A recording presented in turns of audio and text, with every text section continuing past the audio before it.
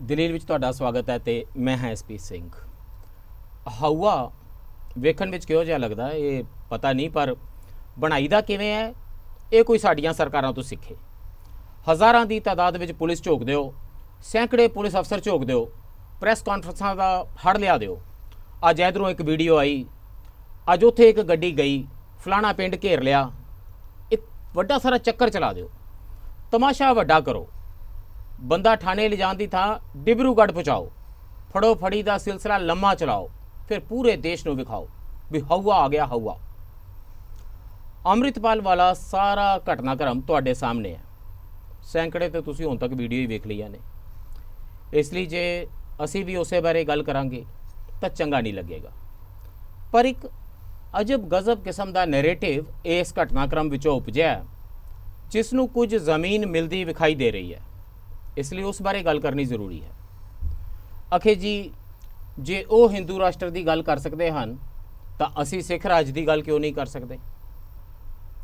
ਖਾਲਿਸਤਾਨ ਦਾ ਸ਼ਬਦ ਵੀ ਬਹਿਸ ਵਿੱਚ ਜਗ੍ਹਾ ਜਗ੍ਹਾ ਉਛਾਲਿਆ ਜਾ ਰਿਹਾ। ਅਕਾਲ ਤਖਤ ਦੇ ਝੰਡਾ ਬਰਦਾਰ ਤੋਂ ਤਾਂ ਇਹ ਆਵਾਜ਼ ਵੀ ਸੁਣਾਈ ਦਿੱਤੀ ਹੈ ਕਿ ਜੇ ਸਿੱਖ ਰਾਜ ਦੀ ਗੱਲ ਕਰਨ ਵਾਲਿਆਂ ਉੱਤੇ ਹਕੂਮਤੀ ਕਹਿਰ ਟੁੱਟ ਰਿਹਾ ਹੈ ਤਾਂ ਹਿੰਦੂ ਰਾਸ਼ਟਰ ਦੀ ਗੱਲ ਕਰਨ ਵਾਲਿਆਂ ਵਿਰੁੱਧ ਵੀ ਕਾਰਵਾਈ ਹੋਵੇ। ਇਹ ਖਤਰਨਾਕ ਬਿਆਨੀਆ ਹੈ। ਇਹ ਆਲਮੋਸਟ ਇਵੇਂ ਹੈ, ਲਗਭਗ ਇਹ ਕਹਿਣ ਦੇ ਤੁਲ ਹੈ ਕਿ ਜੇ ਡਾਢਾ ਹਾਕਮ ਸਾਨੂੰ ਸਿੱਖ ਰਾਜ ਦੀ ਗੱਲ ਕਰਨ ਦੇਵੇ ਤਾਂ ਸਾਨੂੰ ਹਿੰਦੂ ਰਾਸ਼ਟਰ ਵਾਲੀ ਗੱਲ ਉੱਤੇ ਕੋਈ ਇਤਰਾਜ਼ ਨਹੀਂ। ਇਸ ਕਿਸਮ ਦੀ ਗੱਲਬਾਤ ਸਾਡੇ ਬਹੁਤ ਕੁਝ ਕੀਤੇ ਦਾ, ਬਹੁਤ ਕੁਝ ਹੰਡਾਏ ਦੀ ਨਫੀ ਕਰਦੀ ਹੈ। ਇਹ ਸਾਡੀ ਸਾਂਝੀਵਾਲਤਾ ਦੀ ਸੋਚ ਦੀ ਨਫੀ ਕਰਦੀ ਹੈ। ਟੂ ਨੇਸ਼ਨ ਥਿਊਰੀ, ਦੋ ਕੌਮਾਂ ਦੀ ਉਸ ਥਿਊਰੀ ਨੂੰ ਜਾਇਜ਼ ਠਹਿਰਾਉਂਦੀ ਹੈ ਜਿਸ ਕਰਕੇ ਪੰਜਾਬ ਵੰਡਿਆ ਗਿਆ। 10 ਲੱਖ ਹਿੰਦੂ, ਸਿੱਖ, ਮੁਸਲਮਾਨ ਨਿਰਦੋਸ਼ਾਂ ਦਾ ਖੂਨ ਡੁੱਲਿਆ। ਇਸ ਨੈਰੇਟਿਵ ਨੂੰ ਤਾਂ ਹੁਣ ਪਾਕਿਸਤਾਨ ਦੀ ਬਾਸ਼ਊਰ ਸਿਵਲ ਸੁਸਾਇਟੀ ਵੀ ਰੱਦ ਕਰ ਰਹੀ ਹੈ। ਫਿਰ ਅਸੀਂ ਇਹ ਕਿਹੜੀਆਂ ਤੰਦਾਂ ਛੇੜ ਰਹੇ ਹਾਂ? ਤੇ ਜੇ ਇਹ ਨਹੀਂ ਛੇੜਦੀਆਂ ਤਾਂ ਫਿਰ ਲੜਨ ਵਾਲੀਆਂ ਲੜਾਈਆਂ ਕਿਹੜੀਆਂ ਹਨ? ਪੰਜਾਬ ਸਾਹਮਣੇ, ਪੰਥ ਸਾਹਮਣੇ ਅਤੇ ਦੇਸ਼ ਸਾਹਮਣੇ ਉਹ ਵਡੇਰੇ ਮਸਲੇ ਕਿਹੜੇ ਹਨ ਜਿਹੜੇ ਅੱਜ ਸਾਥੋਂ ਮੰਗ ਕਰਦੇ ਹਨ ਕਿ ਕਿਸੇ ਧਰਮ ਯੁੱਧ ਤੋਂ ਘੱਟ ਦੀ ਲੜਾਈ ਫਿਰ ਨਾ ਵਿੱਢੀਏ। ਅੱਜ ਇਸ ਵਿਚਾਰ ਚਰਚਾ ਵਿੱਚ ਸਾਡੇ ਨਾਲ ਜੁੜ ਰਹੇ ਨੇ ਪ੍ਰੋਫੈਸਰ ਸੁਰਜੀਤ ਜੀ, ਪੰਜਾਬੀ ਯੂਨੀਵਰਸਿਟੀ ਦੇ ਪੰਜਾਬੀ ਡਿਪਾਰਟਮੈਂਟ ਦੇ ਹੈੱਡ ਤਾਂ ਹਨ ਹੀ, ਪਰ ਸਾਡੇ ਸਮਾਜ ਦੇ ਵਿੱਚ ਮਨੁੱਖੀ ਮਨ ਕਿਵੇਂ ਉਸਾਰਿਆ ਜਾ ਰਿਹਾ, ਉਹਦੇ ਵਿੱਚ ਹਕੂਮਤਾਂ ਦਾ ਕੀ ਅਸਰ ਹੈ, ਸਮਾਜ ਦੀ ਵਿਚਲੀ ਜਿਹੜੀ ਪਾਟੋ ਧਾੜ ਹੈ ਉਹ ਇਹੋ ਜਿਹੇ ਮਨੁੱਖੀ ਮਨ ਦੀ ਉਸਾਰੀ ਵਿੱਚ ਕਿਸ ਕਿਸਮ ਦਾ ਰੋਲ ਪਲੇ ਕਰਦੀ ਹੈ ਜਿਹਦੇ ਵਿੱਚ ਕੋਈ ਅਜਿਹਾ ਕਿਰਤ ਕਰੋ, ਨਾਮ ਜਪੋ, ਵੰਡ ਛਕੋ ਦੇ ਮੁਹਾਜ਼ ਦੇ ਉੱਤੇ ਧਰਮ ਯੁੱਧ ਮੋਰਚਾ ਖੋਲ੍ਹਣ ਨੂੰ ਫਿਰਦਾ ਹੈ ਤੇ ਕਿਸੇ ਨੂੰ ਲੱਗਦਾ ਹੈ ਇਹ ਲੜਾਈ ਇੰਜ ਲੜੀ ਜਾ ਸਕਦੀ ਹੈ ਜਿਵੇਂ ਅੰਮ੍ਰਿਤਪਾਲ ਲੜ ਰਿਹਾ, ਤੇ ਫਿਰ ਕੋਈ ਬੁਲਡੋਜ਼ਰ ਜਸਟਿਸ ਵਾਲੀ ਵੀ ਲੜਾਈ ਇਸੇ ਤਰੀਕੇ ਨਾਲ ਉਸ ਹਿੰਦੂ ਰਾਸ਼ਟਰ ਦਾ ਸੁਪਨਾ ਲੈ ਕੇ ਜ਼ੋਰ ਸ਼ੋਰ ਨਾਲ ਯੂਪੀ ਦੀਆਂ ਗਲੀਆਂ ਵਿੱਚ ਲੜ ਰਿਹਾ। ਇਹ ਮਨ ਕਿਸ ਤਰ੍ਹਾਂ ਬਣਦਾ? ਇਸ ਨੂੰ ਬੜੀ ਨੇੜਿਓਂ ਨਜਿੱਠਦੇ ਪੜ੍ਹਦੇ ਸਮਝਦੇ ਨੇ। ਸਾਡੇ ਨਾਲ ਜੁੜ ਰਹੇ ਨੇ ਸੀਨੀਅਰ ਪੱਤਰਕਾਰ ਸਰਦਾਰ ਹਮੀਰ ਸਿੰਘ ਜੀ। ਹਮੀਰ ਸਿੰਘ ਜੀ, ਸਾਡੇ ਮੀਡੀਆ ਦੇ ਵਿੱਚ ਇਸ ਨੈਰੇਟਿਵ ਕਿਵੇਂ ਬਣਾਇਆ ਜਾਂਦਾ? ਸਰਕਾਰਾਂ ਕਿਸੇ ਇੱਕ ਹਊਏ ਦੀ ਤਾਮੀਰ ਕਰਨ ਦੇ ਵਿੱਚ ਕਿਸ ਕਿਸਮ ਦਾ ਰੋਲ ਨਿਭਾਉਂਦੀਆਂ ਨੇ, ਉਹਦੇ ਵਿੱਚ ਤੁਹਾਡੇ ਵਰਗੇ ਮੇਰੇ ਟੈਕਸ ਪੇਅਰ ਦਾ ਪੈਸਾ ਕਿਵੇਂ ਵਰਤਿਆ ਜਾਂਦਾ ਹੈ ਤੇ ਫਿਰ ਉਹ ਹਊਆ ਸਾਡੇ ਗੱਲ ਪਾਇਆ ਜਾਂਦਾ ਹੈ ਤੇ ਉਹਦੇ ਨਤੀਜੇ ਕਾਲੇ ਦੌਰ ਦੇ ਰੂਪ ਦੇ ਵਿੱਚ ਕਿਵੇਂ ਕੌਮਾਂ ਦੇਖਦੀਆਂ ਨੇ, ਖਿੱਤੇ ਦੇਖਦੇ ਨੇ, ਸੂਬੇ ਦੇਖਦੇ ਨੇ, ਇਸ ਨੂੰ ਬਹੁਤ ਨੇੜਿਓਂ ਪੜ੍ਹਦੇ ਨੇ। ਹਮੀਰ ਜੀ, ਇਹ ਜਿਹੜਾ ਨੈਰੇਟਿਵ ਇੱਕ ਬਣਾਇਆ ਜਾ ਰਿਹਾ ਹੈ ਕਿ ਸਾਨੂੰ ਸਿੱਖ ਰਾਜ ਦੀ ਗੱਲ ਕਰਨ ਦਿੱਤੀ ਜਾਵੇ, ਜਾਂ ਜਿਨ੍ਹਾਂ ਸ਼ਬਦਾਂ ਦੇ ਵਿੱਚ ਕੁਝ ਨੂੰ ਹੁਣ ਨਵੀਂ ਘੜਤ ਅੰਮ੍ਰਿਤਪਾਲ ਹੋਰਾਂ ਨੇ ਦਿੱਤੀ ਪਿਛਲੇ ਕੁਝ ਸਮੇਂ ਦੇ ਵਿੱਚ, ਤੇ ਕੁਝ ਇਹ ਬਿਆਨੀਏ ਦੇ ਅੰਸ਼ ਪਹਿਲਾਂ ਵੀ ਲਗਾਤਾਰ ਪਏ ਹੋਏ ਨੇ, ਖਾਸ ਤੌਰ 'ਤੇ ਪੰਜਾਬ ਦੇ ਕਾਲੇ ਦੌਰ ਤੋਂ ਬਾਅਦ, ਜਿਸ ਨੂੰ ਵੀ ਹਕੂਮਤ ਦੇ ਪ੍ਰਤੀ ਗੁੱਸਾ ਚੜ੍ਹਦਾ ਜਾਂ ਜਿਹੜਾ ਹਕੂਮਤੀ ਜ਼ਬਰ ਦੇਖਦਾ ਹੈ ਉਹਨੂੰ ਲਗਭਗ ਹੱਲ ਇੱਧਰੋਂ ਦਿਸਦਾ ਕਿ ਦੇਖੋ ਜੀ ਹੱਲ ਇੱਕੋ ਹੀ ਹੈ, ਖਾਲਿਸਤਾਨ ਹੱਲ ਹੈ। ਅਸੀਂ ਇਸ ਕਿਸਮ ਦੀ ਗੱਲਬਾਤ ਦਾ ਇੱਕ ਰੈਮਨੈਂਟ ਕਿਸਾਨ ਮੋਰਚੇ ਵੇਲੇ ਵੀ ਸੁਣੇ ਸੀ, ਜਿਹੜੇ ਹੁਣ ਫਿਰ ਸੁਰ ਫੜਦੇ ਜਾ ਰਹੇ ਨੇ। ਇਹ ਜ਼ਮੀਨ ਕਿਉਂ ਇਸ ਕਿਸਮ ਦੇ ਨਾਲ ਤਿਆਰ ਹੁੰਦੀ ਹੈ ਤੇ ਇਹਦੇ ਵਿੱਚ ਖਤਰੇ ਕੀ ਨੇ? ਅਸਲ ਦੇ ਵਿੱਚ ਇਹ ਜਿਹੜਾ ਸਾਰਾ ਨੈਰੇਟਿਵ ਹੈ, ਜਿਵੇਂ ਖਾਲਿਸਤਾਨ ਦਾ, ਈਵਨ 84 ਤੋਂ ਬਾਅਦ ਇਹ ਇੱਕ ਹਿੱਸੇ ਦਾ ਬਣ ਗਿਆ। ਹਾਲਾਂਕਿ ਉਹ ਫਰਿੰਜ ਐਲੀਮੈਂਟ ਹੀ ਰਿਹਾ, ਉਸ ਤੋਂ ਬਾਅਦ ਕੋਈ ਬਹੁਤ ਬੜਾ ਸਿਸਟਮ ਨਹੀਂ ਇਹ ਬਣਿਆ ਕਿ ਸਾਰੀ ਧਰਾਤਲ ਦੇ ਉੱਤੇ, ਸਾਰੀ ਕਮਿਊਨਿਟੀ ਦੇ ਵਿੱਚ ਉਹ ਕੋਈ ਮਤਲਬ ਮੰਨਣਯੋਗ, ਸਵੀਕਾਰਨਯੋਗ ਕੋਈ ਨੈਰੇਟਿਵ ਬਣ ਗਿਆ ਹੋਵੇ। ਇਹ ਨਹੀਂ ਰਿਹਾ ਹਮੇਸ਼ਾ ਹੀ। ਔਰ ਸਗੋਂ ਉਦੋਂ ਬਾਅਦ ਜਦੋਂ ਇਹ ਪਹਿਲਾਂ ਚੱਲਿਆ ਸੀ 84 ਤੋਂ ਬਾਅਦ ਕਈ ਚੀਜ਼ਾਂ ਸਾਹਮਣੇ ਆਈਆਂ। 84 ਤੋਂ ਬਾਅਦ ਤਾਂ ਜਬਰੀ ਪ੍ਰਵਾਸ ਹੋਣਾ ਸ਼ੁਰੂ ਹੋ ਗਿਆ ਤੇ ਇੱਥੋਂ ਸਗੋਂ ਲੋਕ ਭੱਜਣ ਲੱਗ ਗਏ। ਇਸ ਧਰਤੀ ਤੋਂ ਜੀ ਲੱਗਣੋਂ ਹਟ ਗਿਆ ਲੋਕਾਂ ਦਾ। ਖੁਦਕਸ਼ੀ ਦਾ ਦੌਰ ਕਰਜ਼ੇ ਦੇ ਕਾਰਨ ਇਹ 84 ਉਸ ਤੋਂ ਬਾਅਦ ਦਾ ਵਰਤਾਰਾ ਹੈ ਇਹ ਕਿਸਾਨਾਂ ਤੇ ਮਜ਼ਦੂਰਾਂ ਦੇ ਵਿੱਚ। ਨਸ਼ੇ ਦਾ ਜਿਹੜਾ ਡਰੱਗ ਦੀ ਇੰਜੈਕਸ਼ਨ ਹੈ ਟੋਟਲ ਬੜੇ ਵੱਡੇ ਪੱਧਰ ਤੇ ਉਦੋਂ ਬਾਅਦ ਦਾ ਸਾਰਾ ਕੁਝ। ਜੇ ਐਡਾ ਹੀ ਨੈਰੇਟਿਵ ਪਾਵਰਫੁਲ ਨੈਰੇਟਿਵ ਹੁੰਦਾ ਤਾਂ ਲੋਕ ਇਸ ਦੀ ਜਦੋਜਹਿਦ ਚ ਪੈਂਦੇ ਤੇ ਇਸ ਪਾਸੇ ਵੱਲ ਚੱਲਦੇ ਕਿਸੇ ਨਾ ਕਿਸੇ ਰੂਪ ਚ। ਉਹਨਾਂ ਨੂੰ ਬਲਕਿ ਡਰ ਆਉਂਦਾ ਕਿ ਕਿਤੇ ਸਾਡੇ ਬੱਚਿਆਂ ਦਾ ਸ਼ਿਕਾਰ ਉਸੇ ਤਰ੍ਹਾਂ ਤਾਂ ਨਹੀਂ ਹੋਏਗਾ ਜਿਸ ਤਰ੍ਹਾਂ ਪਹਿਲਾਂ ਟ੍ਰੈਪ ਦੇ ਵਿੱਚ। ਕਿਉਂਕਿ ਉਸ ਲਈ ਕਈ ਕਿਤਾਬਾਂ ਹੁਣ ਕਲੀਅਰ ਕੱਟ ਆ ਗਈਆਂ। ਐ ਨਹੀਂ ਹੈ ਕਿ ਬਾਕੀ ਇਧਰੋਂ ਲਿਖੀਆਂ ਜਿਹੜੇ ਸਰਕਾਰੀ ਸਾਈਡ ਤੋਂ, ਚਾਹੇ ਗਵਰਨਰ ਪਾਂਡੇ ਦਾ ਸਵਾਲ ਹੋਵੇ, ਚਾਹੇ ਸਿੱਧੂ ਦੀ ਕਿਤਾਬ ਹੋਵੇ, ਜਿੰਨੇ ਮਰਜ਼ੀ ਹੋਣ, ਕਿ ਕਿਵੇਂ ਉਹ ਡਿਜ਼ਾਈਨ ਇੱਕ ਸਿਰਜਿਆ ਗਿਆ ਤੇ ਉਸ ਡਿਜ਼ਾਈਨ ਦੇ ਵਿੱਚ ਪੰਜਾਬੀ ਉਹਦਾ ਖਾਜਾ ਬਣ ਗਏ। ਵਿਚਾਰ ਵੀ ਆ ਗਏ, ਤੱਥ ਵੀ ਬਾਹਰ ਆ ਗਿਆ, ਹਕੂਮਤ ਦੇ ਅੰਦਰਲੇ ਤੱਥ ਬਾਹਰ ਆ ਗਏ। ਕਿਉਂਕਿ ਉਹਦੇ ਤੇ ਤਾਂ ਮੰਨਣਾ ਹੀ ਪੈਂਦਾ ਕਿ ਤੁਸੀਂ ਉਹਨਾਂ ਥਾਵਾਂ ਤੇ ਰਹੇ ਹੋ ਜਿੱਥੇ ਫੈਸਲੇ ਹੁੰਦੇ ਰਹੇ।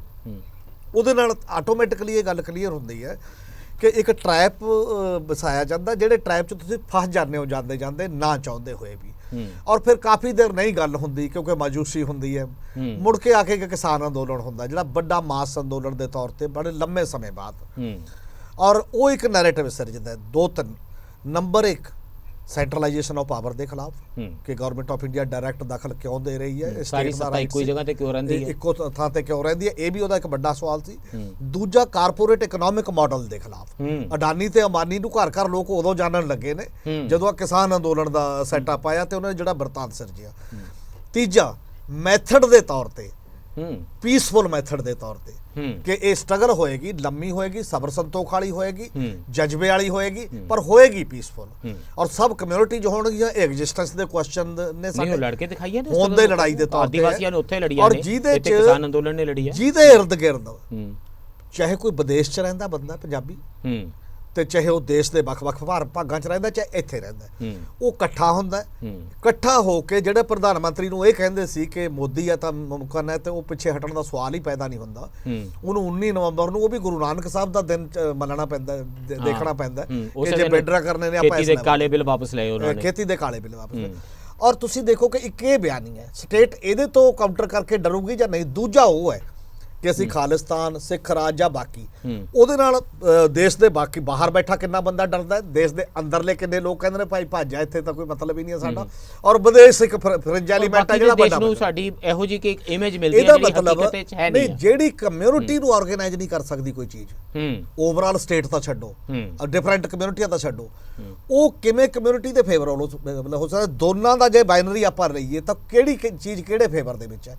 ਇਹਨੇ ਇੱਜ਼ਤ ਵਧਾਈ ਇੱਕ ਨੈਰੇਟਿਵ ਨੇ ਕਿਸਾਨ ਅੰਦੋਲਨ ਨੇ, ਜੇ ਕਲਚਰ ਦੇ ਤੌਰ ਤੇ ਵੀ ਦੇਖਿਆ ਸਾਨੂੰ ਹਵਾ ਬਣਾ ਕੇ ਪੇਸ਼ ਕਰਤਾ ਬਾਕੀ ਦੇਸ਼ ਨੂੰ। ਦੂਜੇ ਨੇ ਸਾਡੇ ਦਿਮਾਗਾਂ ਦੇ ਵਿੱਚ ਇੱਕ ਲੈਵਲ ਦਾ ਬਲਕਿ ਲੋਕਾਂ ਦੇ ਦਿਮਾਗਾਂ ਦੇ ਵਿੱਚ ਇੱਕ ਡਰ ਤੇ ਫੀਅਰ ਸਾਈਕੋਸਿਸ ਜਿਹੜਾ ਪੈਦਾ ਕੀਤਾ ਉਸ ਪੱਧਰ ਤੇ ਉੱਤੇ ਚੱਲੇ। ਇਹ ਸਵਾਲ ਸਭ ਤੋਂ ਬੜਾ ਕੁਐਸਚਨ ਇਹ ਹੈ ਕਿ ਸਾਡੇ ਅਸਲ ਦੇ ਵਿੱਚ ਮੈਨੂੰ ਲੱਗਦਾ ਜਦੋਂ ਫਰਿੰਜ ਐਲੀਮੈਂਟ ਡੋਮੀਨੇਟ ਕਰਨ ਦੀ ਟਰਾਈ ਕਰਦਾ ਜੋ ਆਉਂਦਾ ਹੈ, ਉਹ ਜਿਹੜੀ ਮੋਡਰੇਟ ਕਿਸਮ ਦੀ ਡੈਮੋਕ੍ਰੈਟਿਕ ਸਟਾਈਲ ਦੀ ਜਿਹੜੀ ਪੋਲਿਟਿਕਸ ਹੈ, ਜਦ ਉਹਦਾ ਵੈਕਿਊਮ ਹੈ, ਉਹਦਾ ਖਲਾ ਹੈ, ਉਦੋਂ ਬਾਅਦ ਉਹ ਜ਼ਿਆਦਾ ਉੱਭਰਵੇਂ ਰੂਪ ਦੇ ਵਿੱਚ ਇੰਜੈਕਟ ਕੀਤਾ ਜਾਂਦਾ ਔਰ ਦਿਖਾਇਆ ਜਾਂਦਾ। ਇਹ ਮਿਸਿੰਗ ਸਿਆਸਤ ਨੂੰ ਫਰਿੰਜ ਭਰ ਰਹੀ ਹੈ, ਉਹਨੂੰ ਫਰਿੰਜ ਭਰ ਰਹੀ ਹੈ ਔਰ ਖਲਾਏ ਉਹਦੇ ਕੋਲ ਕੋਈ ਪ੍ਰੋਗਰਾਮ ਨਹੀਂ ਹੈ ਔਰ ਉਹ ਆ ਜਾਂਦਾ।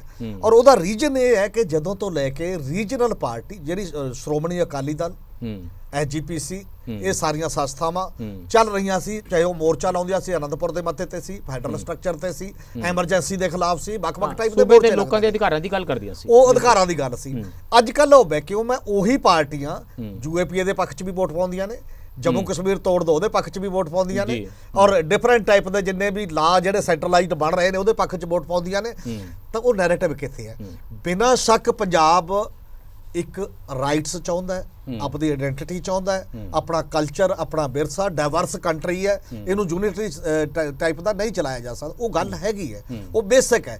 ਇਦੋਂ ਪਹਿਲਾਂ ਜਿਹੜੇ ਬੁਨਿਆਦੀ ਇਸ਼ੂ ਨੇ ਪੰਜਾਬ ਦੇ ਖੜੇ ਨੇ ਜਿਹਦੇ ਕਰਕੇ ਬਾਰ-ਬਾਰ ਚੀਜ਼ਾਂ ਹੁੰਦੀਆਂ ਨੇ, ਚਾਹੇ ਉਹ 47 ਦੀ ਡਿਵੀਜ਼ਨ ਦਾ ਸਵਾਲ ਹੈ, ਚਾਹੇ 66 ਦੀ ਰੀਆਰਗੇਨਾਈਜੇਸ਼ਨ ਤੋਂ ਬਾਅਦ ਪੰਜਾਬੀ ਸੂਬਿਆਂ ਦਾ ਸਵਾਲ, ਚੰਡੀਗੜ੍ਹ ਦਾ ਸਵਾਲ, ਪੰਜਾਬੀ ਬੋਲਦੇ ਇਲਾਕਿਆਂ ਦਾ ਸਵਾਲ, ਤੇ 84 ਤੋਂ ਬਾਅਦ ਜਿੰਨਾ ਕਤਲੇਆਮ ਹੋਇਆ ਉਹਦਾ ਕੋਈ ਕਲੋਜ਼ਰ ਨਹੀਂ ਹੋਇਆ।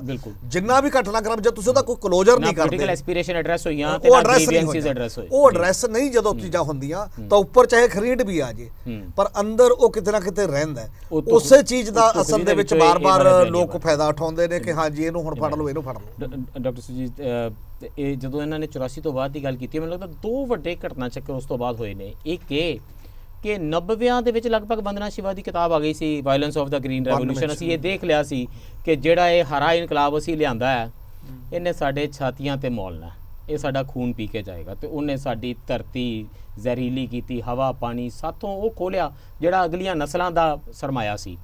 ਦੂਸਰਾ ਜਿਹੜਾ ਇਹ 91 ਦਾ ਬਜਟ ਆਇਆ ਤੇ ਲਿਬਰਲਾਈਜੇਸ਼ਨ ਤੇ ਗਲੋਬਲਾਈਜੇਸ਼ਨ ਦੀ ਇੱਕ ਹਨੇਰੀ ਝੁੱਲੀ ਹੈ, ਉਸ ਤੋਂ ਅਸੀਂ ਹੁਣ ਇਹਨਾਂ ਦੋਨਾਂ ਤੋਂ ਇੰਨੀ ਅੱਗੇ ਆ ਗਏ ਸੀ ਕਿ ਇੰਝ ਲੱਗਦਾ ਸੀ ਦੋਨੋਂ ਤੋਂ ਬਹੁਤ ਸਬਕ ਸਿੱਖ ਲਏ ਹੋਣਗੇ, ਤੇ ਹੁਣ ਸਾਨੂੰ ਪਤਾ ਹੋਏਗਾ ਵੀ ਜਿਹੜੀ ਵੀ ਲੜਾਈ ਵਿੱਢੀ ਜਾਏਗੀ ਉਹਦਾ ਵੱਡਾ ਨਿਸ਼ਾਨਾ ਸੋਸ਼ਲ ਜਸਟਿਸ ਹੋਵੇਗਾ, ਸਮਾਜਿਕ ਨਿਆਂ ਦੀ ਗੱਲ ਹੋਏਗੀ, ਜਸਟਿਸ ਦੀ ਗੱਲ ਹੋਏਗੀ। ਅਸੀਂ ਇਹ ਲੜਾਈ ਜਸਟਿਸ ਦੀ ਲੜਾਈ ਵਿੱਢਣ ਦੀ ਜਗ੍ਹਾ ਦੇ ਉੱਤੇ ਇਹ ਬਿਆਨੀਆਂ ਬਣਾ ਲਿਆ ਕਿ ਤੁਸੀਂ ਸਾਨੂੰ ਇਹ ਗੱਲ ਕਰਨ ਦਿਓ, ਅਸੀਂ ਹੁਣ ਆਪਣੇ ਹੱਕ ਲੈਣੇ ਨੇ, ਇਹਦਾ ਨਾਮ ਅਸੀਂ ਸਿੱਖ ਰਾਜ ਰੱਖ ਲਿਆ। ਇਹ ਇੱਕ ਅੰਮ੍ਰਿਤਪਾਲ ਥਿਊਰੀ ਦੇ ਨਾਲ ਕੋਈ ਉਹਦੇ ਪਿੱਛੇ ਤੁਰ ਪਏਗਾ ਤੇ ਅਸੀਂ ਇੱਕ ਨੌਜਵਾਨਾਂ ਦੀ ਭੀੜ ਜਾਰੀ ਕਰ ਲੈਂਦੇ ਹਾਂ। ਜਿਸ ਵੇਲੇ CA NRC ਦਾ ਮੂਵਮੈਂਟ ਚੱਲੀ ਸੀ, ਇੱਕ ਨਾਰਾ ਉਭਰਿਆ ਸੀ, ਕਹਿੰਦਾ ਗਲੀ ਗਲੀ ਮੇਂ ਸ਼ੋਰ ਹੈ, ਫਰਿੰਜ ਨਹੀਂ ਇਹ ਕੋਰ ਹੈ, ਇਹੀ ਕੇਂਦਰ ਹੈ। ਹੁਣ ਇਹ ਤਾਂ ਦੇਸ਼ ਦੇ ਮਾਮਲੇ ਵਿੱਚ ਤਾਂ ਇੱਕ ਗੱਲ ਸੱਚ ਹੈ ਕਿ ਉਹ ਫਰਿੰਜ ਜਿਹੜੀ ਆ ਉਹ ਲਗਭਗ ਕੋਰ ਬਣ ਚੁੱਕੀ ਆ, ਉਹੀ ਸੈਂਟਰ ਹੈ। ਹੁਣ ਫਰਿੰਜ ਦੀ ਤੂਤੀ ਬੋਲਦੀ ਹੈ, ਬਾਕੀ ਸਿਵਲ ਸੁਸਾਇਟੀ ਨੂੰ ਤਾਂ ਪੁੱਛਦੇ ਕੋਈ ਨਹੀਂ, ਜਿੱਥੇ ਮਰਜੀ ਕੋਈ ਗੌਤਮ ਨਵਲਖਾ ਬੋਲੇ, ਕੋਈ ਸਟੈਨ ਸਵਾਮੀ ਬੋਲੇ, ਚੱਕ ਕੇ ਅੰਦਰ ਸੁੱਟੋ। ਅਸੀਂ ਇੱਥੇ ਪੰਜਾਬ ਦੇ ਵਿੱਚ ਸੋਚਦੇ ਸੀ ਇੱਥੋਂ ਦਾ ਬਿਆਨੀਆ ਡਿਫਰੈਂਟ ਹੋਵੇਗਾ। ਤੁਹਾਨੂੰ ਜਾਪਦਾ ਅਸੀਂ ਉਸੇ ਨਕਸ਼ੇ ਕਦਮ ਦੇ ਉੱਤੇ ਚੱਲ ਰਹੇ ਹਾਂ, ਅਸੀਂ ਹਿੰਦੂ ਰਾਸ਼ਟਰ ਦੀ ਬੋਲੀ ਬੋਲਣ ਵਾਲਿਆਂ ਦੇ ਨਕਸ਼ੇ ਕਦਮ ਦੇ ਉੱਤੇ ਚੱਲ ਰਹੇ ਹਾਂ ਤੇ ਇਸ ਨੂੰ ਕੋਈ ਧਰਮ ਯੁੱਧ ਮੰਨੀ ਬੈਠੇ ਹਾਂ। ਇਹ ਤਾਂ ਸਾਡੇ ਸਾਰੇ ਕੀਤੇ ਕਰਾਏ ਦੀ ਨਫੀ ਹੈ। ਮੈਨੂੰ ਇਸ ਤਰ੍ਹਾਂ ਲੱਗਦਾ ਕਿ ਕਿਸਾਨ ਅੰਦੋਲਨ ਨੇ ਪੰਜਾਬ ਦੀ ਜਿਹੜੀ ਤਾਕਤ ਹੈ ਉਸ ਨੂੰ ਬਹੁਤ ਵੱਡੇ ਪੱਧਰ ਦੇ ਉੱਪਰ ਜ਼ਾਹਰ ਕੀਤਾ ਕਿ ਜੇ ਲੋਕ ਇਹ ਆਪਣੇ ਸਾਰੇ ਤਵੱਸਬਾਂ ਤੋਂ ਮੁਕਤ ਹੋ ਕੇ, ਆਪਣੇ ਵਖਰੇਵਿਆਂ ਤੋਂ ਮੁਕਤ ਹੋ ਕੇ, ਇੱਥੋਂ ਤੱਕ ਕਿ ਜਾਤੀ, ਲਿੰਗਕ, ਧਾਰਮਿਕ ਵਖਰੇਵਿਆਂ ਤੋਂ ਮੁਕਤ ਹੋ ਕੇ ਇੱਕ ਐਡੀ ਵੱਡੀ ਲੜਾਈ ਦੇ ਸਕਦੇ ਨੇ, ਤਾਂ ਸੱਤਾ ਨੇ ਲਾਜ਼ਮੀ ਤੌਰ ਤੇ ਉਸ ਤੋਂ ਖਤਰਾ ਮਹਿਸੂਸ ਤਾਂ ਕੀਤਾ ਹੀ ਹੈ। ਤਾਂ ਇਹ ਮੈਨੂੰ ਇਸ ਤਰ੍ਹਾਂ ਲੱਗਦਾ ਹੁੰਦਾ ਕਿ ਇਹ ਲੜਾਈਆਂ ਬਹੁਤ ਜ਼ਿਆਦਾ ਸੱਤਾ ਦੇ ਅਨੁਕੂਲ ਹੁੰਦੀਆਂ ਨੇ। ਇਹਨਾਂ ਨੂੰ ਕਿ ਤੁਸੀਂ ਬਹੁਤ ਜਲਦੀ ਨਿਖੇੜ ਕੇ ਕੁੱਟ ਵੀ ਸਕਦੇ ਹੋ ਤੇ ਨਿਖੇੜ ਕੇ ਆਪਣਾ ਸਰਕਾਰ ਦਾ ਹਿੱਤ ਹੈਗਾ ਉਸ ਨੂੰ ਅੱਗੇ ਪਰਪੈਚੁਏਟ ਵੀ ਕਰ ਸਕਦੇ ਹੋ। ਸੋ ਅਸੀਂ ਆਲਮੋਸਟ ਜਿਨ੍ਹਾਂ ਨਾਲ ਲੜਾਈ ਲੜ ਰਹੇ ਹਾਂ ਉਹਨਾਂ ਦਾ ਹਿੱਤ ਅਸੀਂ ਐਕਚੁਅਲੀ ਪੂਰਾ ਕਰ ਰਹੇ ਹਾਂ। ਬਿਲਕੁਲ। ਤਾਂ ਮੈਨੂੰ ਇਹ ਲੱਗਦਾ ਕਿ ਉਸ ਤੋਂ ਬਾਅਦ ਜਿਹੜੀ ਪੰਜਾਬ ਦੀ ਤਾਕਤ ਸੀ, ਉਦੋਂ ਮੈਨੂੰ ਨਿੱਜੀ ਤੌਰ ਤੇ ਮਹਿਸੂਸ ਹੁੰਦਾ ਸੀਗਾ ਕਿ ਸੱਚੀ ਮੁੱਚੀ ਅਸੀਂ ਪੰਜਾਬ ਦੇ ਵਿੱਚ ਇਹ ਦਿਖਾਤਾ ਕਿ ਅਸੀਂ ਸਿੱਖਿਆ ਕੀ ਹੈ।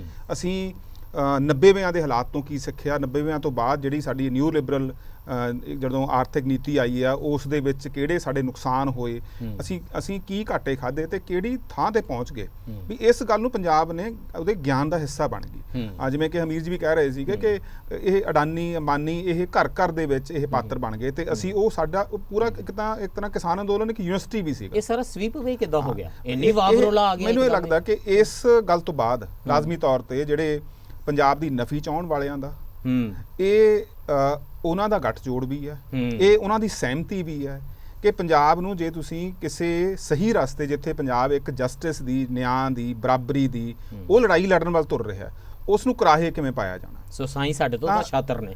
ਕੁਦਰਤੀ ਗੱਲ ਹੈ ਕਿ ਕਿਉਂਕਿ ਉਹਨਾਂ ਦੇ ਕੋਲ ਸਾਧਨ ਵੀ ਨੇ, ਉਹਨਾਂ ਦੇ ਕੋਲ ਵਿਉਂਤਾਂ ਵੀ ਨੇ, ਉਹਨਾਂ ਦੇ ਕੋਲ ਪੁਲਿਸ ਵੀ ਹੈ, ਉਹਨਾਂ ਕੋਲ ਬਹੁਤ ਵੱਡੇ ਪੱਧਰ ਦੇ ਉੱਪਰ ਮੀਡੀਆ ਦਾ ਸਾਰਾ ਕੰਟਰੋਲ ਵੀ ਹੈ। ਆਹ ਗੱਲ ਤੇ ਹੁੰਦੇ ਵੀ ਕੀਤੀ, ਹੁਣ ਉਹਨਾਂ ਕੋਲ ਮੀਡੀਆ ਵੀ ਹੋ ਗਿਆ, ਮੀਡੀਆ ਵੀ ਹੈ ਜਿਹੜਾ ਅਸੀਂ ਸੋਚਦੇ ਸੀ ਲੋਕਾਂ ਦਾ। ਹਾਂ ਬਿਲਕੁਲ। ਇਹ ਉਹਨੇ ਸਾਈਆਂ ਦੀ ਇਸ ਸੂਰਤ ਦੇ ਵਿੱਚ ਮੈਨੂੰ ਲੱਗਦਾ ਕਿ ਇਹ ਪੰਜਾਬ ਦੀ ਲੜਾਈ ਜਿਹੜੀ ਸਹੀ ਦਿਸ਼ਾ 'ਤੇ ਸ਼ੁਰੂ ਹੋ ਗਈ ਸੀ ਤੇ ਜਿਸ ਦੇ ਵਿੱਚੋਂ ਚੰਗੀ ਭਾਵੇਂ ਮਾੜੀ ਕਹੀਏ, ਲੋਕਾਂ ਦੀਆਂ ਬਹੁਤ ਉਮੀਦਾਂ ਵੱਜੀਆਂ ਜਦੋਂ ਇਹ ਚੋਣ ਹੋਈ ਸਾਡੀ।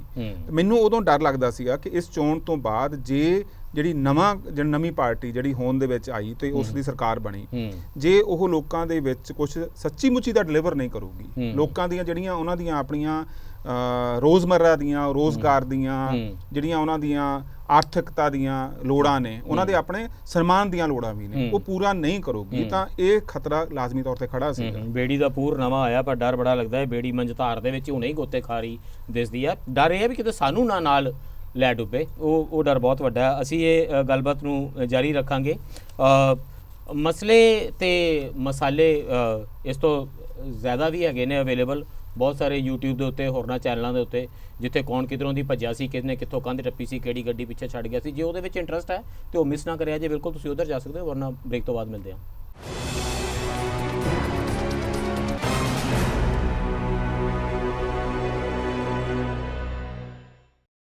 ਬ੍ਰੇਕ ਤੋਂ ਬਾਅਦ ਫਿਰ ਸਵਾਗਤ ਹੈ। ਚਰਚਾ ਕਰ ਰਹੇ ਹਾਂ ਉਸ ਬਿਆਨੀਏ ਬਾਰੇ ਜਿਹੜਾ ਇਹ ਕਹਿੰਦਾ ਕਿ ਜੇ ਕੋਈ ਹਿੰਦੂ ਰਾਸ਼ਟਰ ਦੀ ਗੱਲ ਕਰਦਾ ਹੈ ਤੇ ਫਿਰ ਅਸੀਂ ਵੀ ਸਿੱਖ ਰਾਜ ਦੀ ਗੱਲ ਕਰ ਸਕਦੇ ਹਾਂ ਤੇ ਹੁਣ ਪੰਥ ਨੂੰ ਕੋਈ ਇਹੋ ਜੀ ਵਡੇਰੀ ਲੜਾਈ ਲੜਨੀ ਪਏਗੀ, ਵਿੜਨੀ ਪਏਗੀ ਇੱਕ ਸਰਬੱਤ ਖਾਲਸਾ ਸਦਕੇ, ਕਿਉਂਕਿ ਸਾਡੇ ਤੇ ਜ਼ੁਲਮ ਹੋ ਰਿਹਾ। ਜ਼ੁਲਮ ਦੇ ਖਿਲਾਫ ਲੜਾਈ ਹਮੇਸ਼ਾ ਹੀ ਚੰਗੀ ਹੁੰਦੀ ਹੈ ਤੇ ਉਹ ਲੜਾਈ ਤੇ ਕੇਵਲ ਨਿਆਂ ਦੀ ਹੋ ਸਕਦੀ ਹੈ।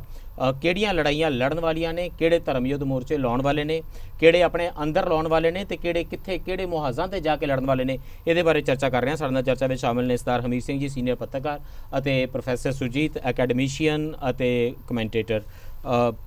ਹਮੀਰ ਜੀ, ਮੈਂ ਸ਼ੇਖਰ ਗੁਪਤਾ ਹੋਰਾਂ ਦਾ ਇੱਕ ਆਰਟੀਕਲ ਪੜ੍ਹ ਰਿਹਾ ਸੀ। ਉਹ ਦਾਅਵਾ ਕਰਦੇ ਨੇ ਕਿ ਉਹ ਪੰਜਾਬ ਨੂੰ ਬਹੁਤ ਸਮਝਦੇ ਨੇ ਤੇ ਭਿੰਡਰਾਂ ਵਾਲਿਆਂ ਤੋਂ ਲੈ ਕੇ तमाम ਪਾਤਰਾਂ ਨੂੰ ਪਰਸਨਲੀ ਮਿਲਦੇ ਰਹੇ ਨੇ, ਉਹਨਾਂ ਦੀ ਇੰਟਰਵਿਊ ਕਰਦੇ ਰਹੇ ਨੇ। ਉਹਨਾਂ ਦਾ ਕਹਿਣਾ ਕਿ ਪੂਰਾ ਪੰਜਾਬ ਫਿਰ ਲਵੋ ਤੇ ਤੁਸੀਂ ਕਿਸ ਬੰਦਿਆਂ ਨੂੰ ਪੁੱਛਣਾ ਸ਼ੁਰੂ ਕਰ ਦਿਓ, ਪੱਗਧਾਰੀ ਬੰਦੇ ਨੂੰ ਦੇਖ ਕੇ, ਕਿ ਤੁਹਾਨੂੰ ਖਾਲਿਸਤਾਨ ਚਾਹੀਦਾ, ਤੇ ਯੂਨੈਨਿਮਸਲੀ ਲੋਕਾਂ ਦਾ ਜਵਾਬ ਨਾ ਵਿੱਚ ਆਏਗਾ ਕਿ ਇਹ ਸਾਡਾ ਮੁੱਦਾ ਨਹੀਂ ਹੈਗਾ। ਫਿਰ ਉਹਨਾਂ ਨੇ ਕਿਹਾ ਕਿ ਤੁਸੀਂ ਫਿਰ ਉਹਨਾਂ ਹੀ ਲੋਕਾਂ ਨੂੰ ਪੁੱਛਣਾ ਸ਼ੁਰੂ ਕਰੋ ਕਿ ਕੀ ਸਿੱਖ ਕਮਿਊਨਿਟੀ ਦੇ ਨਾਲ ਬੜੇ ਮਲਟੀਪਲ ਲੈਵਲ ਤੇ ਬੜੇ ਸੀਰੀਅਸ ਤਰੀਕੇ ਨਾਲ, ਗੰਭੀਰ ਰੂਪ ਦੇ ਨਾਲ, ਡੂੰਘਿਆਂ ਵਿਤਕਰਾ ਹੋ ਰਿਹਾ, ਉਹਨਾਂ ਨੂੰ ਕੋਈ ਸੱਟ ਵੱਜ ਰਹੀ ਹੈ, ਬੇਹੱਦ ਨਿਆਂ ਦੀ ਘਾਟ ਆ, ਉਹਨਾਂ ਨੂੰ ਉਹਨਾਂ ਦੇ ਗ੍ਰੀਵੈਂਸਿਸ ਐਡਰੈਸ ਨਹੀਂ ਕੀਤੇ ਗਏ, ਤਾਂ ਤੁਹਾਨੂੰ ਚਾਰੇ ਪਾਸਿਓਂ ਜਵਾਬ ਹਾਂ ਵਿੱਚ ਮਿਲੇਗਾ। ਉਹ ਕਹਿੰਦੇ ਨੇ ਦੋਨੋਂ ਚੀਜ਼ਾਂ ਸੱਚ ਨੇ। ਕੋਈ ਖਾਲਿਸਤਾਨ ਦੀ ਮੰਗ ਲਈ ਨਹੀਂ ਮਰਿਆ ਜਾ ਰਿਹਾ, ਪਰ ਹਰ ਵਿਅਕਤੀ ਦੇ ਮਨ ਦੇ ਵਿੱਚ ਕਿਧਰੇ ਇਹ ਤੌਖਲਾ ਹੈ ਕਿ ਸਾਡੇ ਨਾਲ ਦਿੱਲੀ ਨਿਆਂ ਨਹੀਂ ਕਰ ਰਹੀ। ਹੁਣ ਮੈਨੂੰ ਇਹ ਦੱਸੋ, ਜਿੱਥੇ ਜੇ ਇਹ ਫੈਕਟ ਹੈ ਤਾਂ ਫਿਰ ਕੀ ਦਿੱਲੀ ਨੂੰ ਨਹੀਂ ਪਤਾ, ਕੀ ਹਕੂਮਤ ਨੂੰ ਨਹੀਂ ਪਤਾ ਕਿ ਇੱਕ ਬੜੀ ਸਮਰੱਥ ਲੜਨ ਦੀ ਕੁਵਤ ਰੱਖਦੀ, ਜਿਹਦਾ ਇੱਕ ਇਤਿਹਾਸ ਹੈ, ਇੱਕ ਪਿੱਛ ਹੈ, ਇੱਕ ਲੀਗੇਸੀ ਹੈ, ਇਹੋ ਜੀ ਕਮਿਊਨਿਟੀ ਤੇ ਇਹੋ ਜਿਹਾ ਖਿੱਤਾ, ਕਿਉਂਕਿ ਇਕੱਲੀ ਸਿੱਖ ਕਮਿਊਨਿਟੀ ਨਹੀਂ, ਇਹ ਪੰਜਾਬ ਦਾ ਸਾਰਾ ਖਿੱਤਾ ਜਿਹੜਾ ਹੈ ਇਹ ਖੜਾ ਹੁੰਦਾ ਰਿਹਾ, ਚਾਹੇ ਕਦੀ ਬਾਰਡਰ ਅਫਗਾਨਿਸਤਾਨ ਨਾਲ ਲੱਗਦਾ ਸੀ ਤੇ ਚਾਹੇ ਹੁਣ ਪਾਕਿਸਤਾਨ ਨਾਲ ਲੱਗਦਾ। ਜੇ ਇੱਥੋਂ ਦੇ ਲੋਕਾਂ ਦੇ ਵਿੱਚ ਇੰਨੀ ਨਾ ਖੁਸ਼ੀ ਹੈ ਤਾਂ ਉਹਨੂੰ ਐਡਰੈਸ ਕਿਵੇਂ ਕਰਨਾ ਸੀ? ਤੇ ਜੇ ਪ੍ਰੋਫੈਸਰ ਸੁਰਜੀਤ ਕਹਿ ਰਹੇ ਨੇ ਕਿ ਇਹ ਤਾਂ ਉਹਨਾਂ ਨੇ ਐਡਰੈਸ ਕਰਨ ਦੇ ਭਾਈ, ਉਹਨਾਂ ਨੇ ਵੱਲ ਸਿੱਖ ਲਏ ਨੇ ਕਿ ਇਹਨਾਂ ਵਲਵਲਿਆਂ ਨੂੰ ਕੋਈ ਸ਼ਾਤਰ ਸੋਚ ਭੇਜੋ ਤੇ ਉਸ ਸ਼ਾਤਰ ਸੋਚ ਦੇ ਨਾਲ ਇੱਥੇ ਕੂੜਾ ਫੈਲਾਇਆ ਜਾਵੇ, ਤੇ ਅਸੀਂ ਉਸ ਕੂੜ ਦੇ ਨੈਰੇਟਿਵ ਦੇ ਪਿੱਛੇ ਲੱਗ ਗਏ ਹਾਂ। ਵੈਸੇ ਮੈਨੂੰ ਲੱਗਦਾ ਇਹ ਤਾਂ ਨਹੀਂ ਹੈ ਕਿ ਕੇਂਦਰ ਦੀਆਂ ਜਿਹੜੀ ਸੱਤਾਧਾਰੀ ਧਿਰਾਂ ਨੇ ਜਾਂ ਬਾਕੀ ਉਹਨਾਂ ਨੂੰ ਪਤਾ ਨਹੀਂ ਹੁੰਦਾ, ਮਤਲਬ ਨਾ ਪਤਾ ਹੋਣਾ ਤਾਂ ਨਾ ਪਤਾ ਹੋਣਾ ਤਾਂ ਐ ਹੁਣ ਲੱਗਦਾ ਨਾ ਜਿਵੇਂ ਵੀ ਉਹਨਾਂ ਨੂੰ ਦੁਨੀਆਦਾਰੀ ਦਾ। ਔਰ ਜੇ 47 ਤੋਂ ਪਹਿਲਾਂ ਵੀ ਦੇਖੋ, ਇਹ ਤੋਂ ਪਹਿਲਾਂ ਵੀ ਪਤਾ ਸੀ ਜਿਹੜੀ ਕੈਬਨਿਟ ਮਿਸ਼ਨ ਪਲਾਨ ਸੀ ਕੀ ਸੀ। ਬਿਲਕੁਲ, ਕੈਬਨਿਟ ਮਿਸ਼ਨ ਪਲਾਨ ਨੂੰ ਮੰਨਿਆ ਕਾਂਗਰਸ ਨੇ, ਮੁਸਲਿਮ ਲੀਗ ਨੇ ਇੱਕ ਸਟੇਜ ਤੇ, ਬਾਅਦ ਦੇ ਵਿੱਚ ਕਾਂਗਰਸ ਵਿਡਰਾ ਕੀਤੀ ਉਹਦੇ ਤੋਂ। ਉਹ ਕੀ ਸੀ? ਉਹ ਫੈਡਰਲ ਇੰਡੀਆ ਦੀ ਸੀ ਐਕਚੁਅਲੀ, ਕਿ ਜਿੱਥੇ ਡਿਫਰੈਂਟ 3 ਟਾਇਰ ਸਿਸਟਮ ਬਣਾ ਦਿਓ ਤੇ ਜਿੱਥੇ ਉਹਨੇ ਬਾਕੀ 4 ਡਿਪਾਰਟਮੈਂਟ ਤੁਸੀਂ ਰੱਖ ਲਓ। ਉਦੋਂ ਬਾਅਦ ਫਿਰ ਕੀ ਹੁੰਦਾ? ਉਦੋਂ ਬਾਅਦ ਵੀ ਉਹੀ ਦੌਰ ਚੱਲਦਾ 47 ਤੋਂ ਬਾਅਦ, ਬੜਾ ਟੁਕੀ ਤੋਂ ਬਾਅਦ 69 ਦੇ ਵਿੱਚ DMK ਆਪਣਾ ਇੱਕ ਮੈਮੋਰੈਂਡਮ ਦਿੰਦੀ ਹੈ ਗਵਰਨਮੈਂਟ ਆਫ ਇੰਡੀਆ ਨੂੰ। 77 ਦੇ ਵਿੱਚ ਜੋਤੀ ਬਾਸੂ ਦੀ ਕਮਿਊਨਿਸਟ ਸਰਕਾਰ ਆਪਣਾ ਇੱਕ ਮੈਮੋਰੈਂਡਮ ਦਿੰਦੀ ਹੈ। 73 ਦੇ ਵਿੱਚ ਇੱਥੇ ਇੱਕ ਅਨੰਦਪੁਰ ਸਾਹਿਬ ਦੇ ਮਤੇ ਦੇ ਰੂਪ ਦੇ ਵਿੱਚ ਚੀਜ਼ਾਂ ਉਹਦੇ ਲਗਭਗ ਸੇਮ ਚੀਜ਼ਾਂ ਨੇ, ਔਰ ਬਹੁਤ ਜ਼ਿਆਦਾ ਇੱਕ ਧਾਰਮਿਕ ਕੁਝ ਗੱਲਾਂ ਛੱਡ ਦਿਓ, ਹੂਬ ਪੁਆਇੰਟ ਲਗਭਗ ਮਿਲਦੇ ਨੇ ਉਹ ਸਾਰੇ ਦੇ ਸਾਰੇ, ਕਿ ਸੈਂਟਰਲ ਇੰਡੀਆ ਐ ਨਹੀਂ ਹੋ ਸਕਦਾ। ਇੱਥੇ ਡਾਇਵਰਸਿਟੀ ਬਹੁਤ ਜ਼ਿਆਦਾ ਤੇ ਸਟੇਟਾਂ ਨੂੰ ਆਪਣੇ ਢੰਗ ਨਾਲ ਵਿਚਰਨ ਦਿਓ, ਔਰ ਉਹਦਾ ਰਿਜ਼ਲਟ ਤੁਹਾਡੇ ਸਾਹਮਣੇ ਦੇਖ ਗਿਆ। ਪਾਕਿਸਤਾਨ ਬਣਿਆ, ਬੰਗਾਲੀਆਂ ਦਾ ਪ੍ਰਾਈਡ ਜਾਗ ਉੱਠਿਆ, ਕੱਲਾ ਉਹਦੇ ਤੇ ਉਤਾ ਧਰਮ ਦੇ ਆਧਾਰ ਤੇ ਥਿਉਰੀ ਤਾਂ ਆਈ ਸੀ ਨਾ, ਇਕੱਠਾ ਪ੍ਰਦੇਸ਼ ਬਣਾ ਲਿਆ। ਬਾਕੀ ਅਹਿਲੇ ਕਿਤਾਬ ਦੇ ਲੋਕ ਇਸਲਾਮ ਸੀ, ਚਾਰੇ ਦੋਨਾਂ ਪਾਸੇ ਫੈਲਿਆ ਹੋਇਆ ਸੀ ਟੋਟਲ ਇਸਲਾਮ ਦੇ ਨਾਂ, ਔਰ ਉਹ ਜਲਵਾ ਨਹੀਂ ਚੱਲਿਆ ਨਾ, ਤੇ ਬੰਗਾਲੀ ਪ੍ਰਾਈਡ ਚੱਲ ਗਿਆ ਉਹਦੇ ਉੱਪਰ ਦੀ ਇੱਕ ਪਛਾਣ, ਆਇਡੈਂਟੀਟੀ। 71 ਚ ਜਾ ਕੇ ਉਹ ਤਾਂ ਦੇਸ਼ ਹੀ ਵੱਖ ਹੋ ਗਿਆ। ਔਰ ਫਿਰ ਜਿਹੜਾ ਮਿਨੋਰਟੀ ਸਾਡੀਆਂ ਸੀ ਸੰਵਿਧਾਨ ਤੋਂ ਬਾਅਦ ਵੀ ਲਗਾਤਾਰ, ਕਦੇ ਮਾਸਟਰ ਤਾਰਾ ਸਿੰਘ ਗ੍ਰਿਫਤਾਰ, ਕਦੇ ਸ਼ੇਖ ਮੁਹੰਮਦ ਅਬਦੁੱਲਾ ਗ੍ਰਿਫਤਾਰ, ਕਦੇ ਲਾਲ ਡੇਂਗਾ, ਕਦੇ ਡਿਫਰੈਂਟ ਟਾਈਪ ਦੇ ਲੋਕ ਆਏ। ਇਹਦਾ ਮਤਲਬ ਸੈਟੀਸਫੈਕਸ਼ਨ ਨਹੀਂ ਸੀ। ਜਿਹੜੀ ਸਬ ਕਮੇਟੀ ਮਿਨੋਰਟੀਜ਼ ਦੀ ਬਣੀ, ਕਾਂਸਟੀਚੂਐਂਟ ਅਸੈਂਬਲੀ ਨੇ ਬਣਾਈ, ਤੇ ਉਹਦੀਆਂ ਸਿਫਾਰਸ਼ਾਂ ਤੇ ਵੀ ਇਤਰਾਜ਼ ਹੀ ਰਿਹਾ ਵੀ ਸਾਨੂੰ ਕਿਸੇ ਨੇ ਸੁਣਿਆ ਹੀ ਨਹੀਂ ਹੈ। ਜੇ ਤੁਸੀਂ ਬਣਾ ਤਾਂ ਦਿੱਤੀ ਹੈ ਤੇ ਇਹਦਾ ਫਾਇਦਾ ਕੀ ਹੋਇਆ? ਜਿਹੜੀਆਂ ਚੀਜ਼ਾਂ ਬਣਾ ਰਹੇ ਸੀ, ਇਹ ਕੰਟੀਨਿਊਟੀ 'ਚ ਹੈ। ਮੇਰੇ ਖਿਆਲ ਇੱਕ ਅਪਰੋਚ ਦਾ ਕੁਐਸਚਨ ਹੈ। ਸ਼ਾਇਦ ਉਦੋਂ ਵਾਲੀ ਲੀਡਰਸ਼ਿਪ ਇਹ ਅਪਰੋਚ ਕਰਦੀ ਹੋਵੇ, ਉਹਦੇ ਕੁਝ ਜਾਇਜ਼ ਵੀ ਗੱਲਾਂ ਹੋ ਸਕਦੀਆਂ ਨੇ, ਔਰ ਉਹ ਇਹ ਕਹਿ ਸਕਦੀ ਆ ਵੀ ਦੇਸ਼ ਹੁਣੇ ਟੁੱਟਿਆ ਸੀ ਜੀ, ਇੱਥੇ ਸੈਂਟਰਲ ਗਵਰਨਮੈਂਟ ਦੀ ਇੰਨੀ ਮਜ਼ਬੂਤੀ ਦੀ ਲੋੜ ਸੀ, ਸ਼ਾਇਦ ਇਕੱਠੇ ਐਵੇਂ ਰਹਿ ਸਕਦੇ ਸੀ। Planning commission through Soviet Union ਆਉਣ ਦਾ ਇੱਕ ਮਾਈਂਡ ਸੈਟ ਸੀ ਕਿ ਬੈਲੈਂਸਡ ਗਰੋਥ ਇਸ ਤਰੀਕੇ ਨਾਲ ਹੋ ਸਕਦੀ ਹੈ, ਦੂਜੇ ਤੋਂ ਨਹੀਂ ਹੋ ਸਕਦੀ, ਔਰ ਉਹ ਚੀਜ਼ਾਂ ਆਪਣੇ ਪੱਧਰ ਤੇ ਇੱਕ ਲੌਜਿਕ ਹੋ ਸਕਦਾ। ਪਰ ਦੂਜੀਆਂ ਧਿਰਾਂ ਨੂੰ ਮਨਜ਼ੂਰ ਉਦੋਂ ਤੋਂ ਨਹੀਂ ਸੀ ਲਗਾਤਾਰ। ਇਸੇ ਕਰਕੇ ਉਹ ਜਿਹੜੀਆਂ ਚੀਜ਼ਾਂ ਆਈਆਂ, ਫਿਰ ਪੰਜਾਬੀ ਸੂਬੇ ਦੀ ਗੱਲ ਆ ਗਈ, ਔਰ ਕੱਲੀ ਕਮਿਊਨਲ ਨਹੀਂ ਨਾ ਰਹੀ, ਜਦੋਂ ਇਹ ਸੀ ਵੀ ਧਰਮ ਆਧਾਰ ਤੇ ਤਾਂ ਮਿਲਣੀ ਨਹੀਂ, ਤਾਂ ਫਿਰ ਲੈਂਗੁਏਜ ਮੇਨ ਬਣਾ ਦਿਓ। ਤੇ ਪੰਜਾਬੀ ਨੂੰ ਕਿਉਂ ਰਿਲੀਜਨ ਨਾਲ ਜੋੜਤਾ ਕਿ ਗੁਰਮੁਖੀ ਸਿੱਖਾਂ ਦੀ ਲੈਂਗੁਏਜ ਹੈ, ਉਰਦੂ ਮੁਸਲਮਾਨਾਂ ਦੀ ਲੈਂਗੁਏਜ ਹੈ, ਤੇ ਬਾਕੀ ਉਹਦੇ ਲੈਂਗੁਏਜ। ਅਸੀਂ ਆਇਡੈਂਟੀਟੀ ਨੂੰ ਆਪ ਕਹਿ ਕੇ ਤੇ 51 ਔਰ 61 ਦੀ ਮਰਦਮਸ਼ੁਮਾਰੀ ਦੇਖੋ ਤੇ ਕਿਵੇਂ ਬਕਾਇਦਾ ਇੱਕ ਕੰਪੇਨ ਚਲਾਈ ਜਾਂਦੀ ਹੈ, ਇੱਕ ਮੁਹਿੰਮ ਚਲਾਈ ਕਰਦੇ ਨੇ। ਕਿਸੇ ਦੇ ਹੱਥ 'ਚ ਉਰਦੂ ਦੀ ਕਿਤਾਬ ਹੋਵੇ ਤੇ ਉਹਨੂੰ ਸੜਕ ਤੇ ਔਰ ਕੁੱਟਿਆ ਜਾਂਦਾ, ਬਕਾਇਦਾ ਪੰਜਾਬੀ ਸੂਬੇ ਦੇ ਖਿਲਾਫ ਮਰਨ ਰੱਖਿਆ ਜਾਂਦਾ। ਜਨਸੰਘ ਬਲਰਾਮ ਜੀ ਦਾ ਬਲਦੇਵ ਪ੍ਰਕਾਸ਼ ਸੋਹਣਾ ਵੱਲੋਂ, ਜਿਹੜੇ ਉਦੋਂ ਦੇ ਵੱਡੇ ਲੀਡਰ ਸੀ, ਉਹ ਸਾਰਾ ਕੁਝ ਸਾਡੇ ਸਾਹਮਣੇ ਆਇਆ। ਇੱਕ ਤਾਂ ਇੱਥੇ ਡਿਵੀਜ਼ਨ ਦਾ ਕੁਐਸਚਨ, ਦੂਜਾ ਉਹ ਇਸ਼ੂ ਜਿਹੜੇ ਲਗਾਤਾਰ ਹਜੇ ਵੀ ਕਾਇਮ ਨੇ ਪੰਜਾਬ ਦੇ ਮਾਮਲੇ ਦੇ ਵਿੱਚ। ਮੈਂ ਪਹਿਲਾਂ ਵੀ ਜਿਵੇਂ ਕੈਪੀਟਲ ਦਾ ਸਵਾਲ, ਬਾਕੀ ਸਵਾਲ ਜਿੰਨੇ ਵੀ ਸਵਾਲ ਨੇ, ਫਿਰ ਵੀ ਜਿਹੜੀ ਗੱਲ ਲੱਗਦੀ ਹੈ ਉਦੋਂ ਬਾਅਦ ਵੀ ਅਨੰਦਪੁਰ ਦੇ ਸਾਧ ਦੇ ਮੱਥੇ ਤੇ ਲੱਗਦੀ ਹੈ।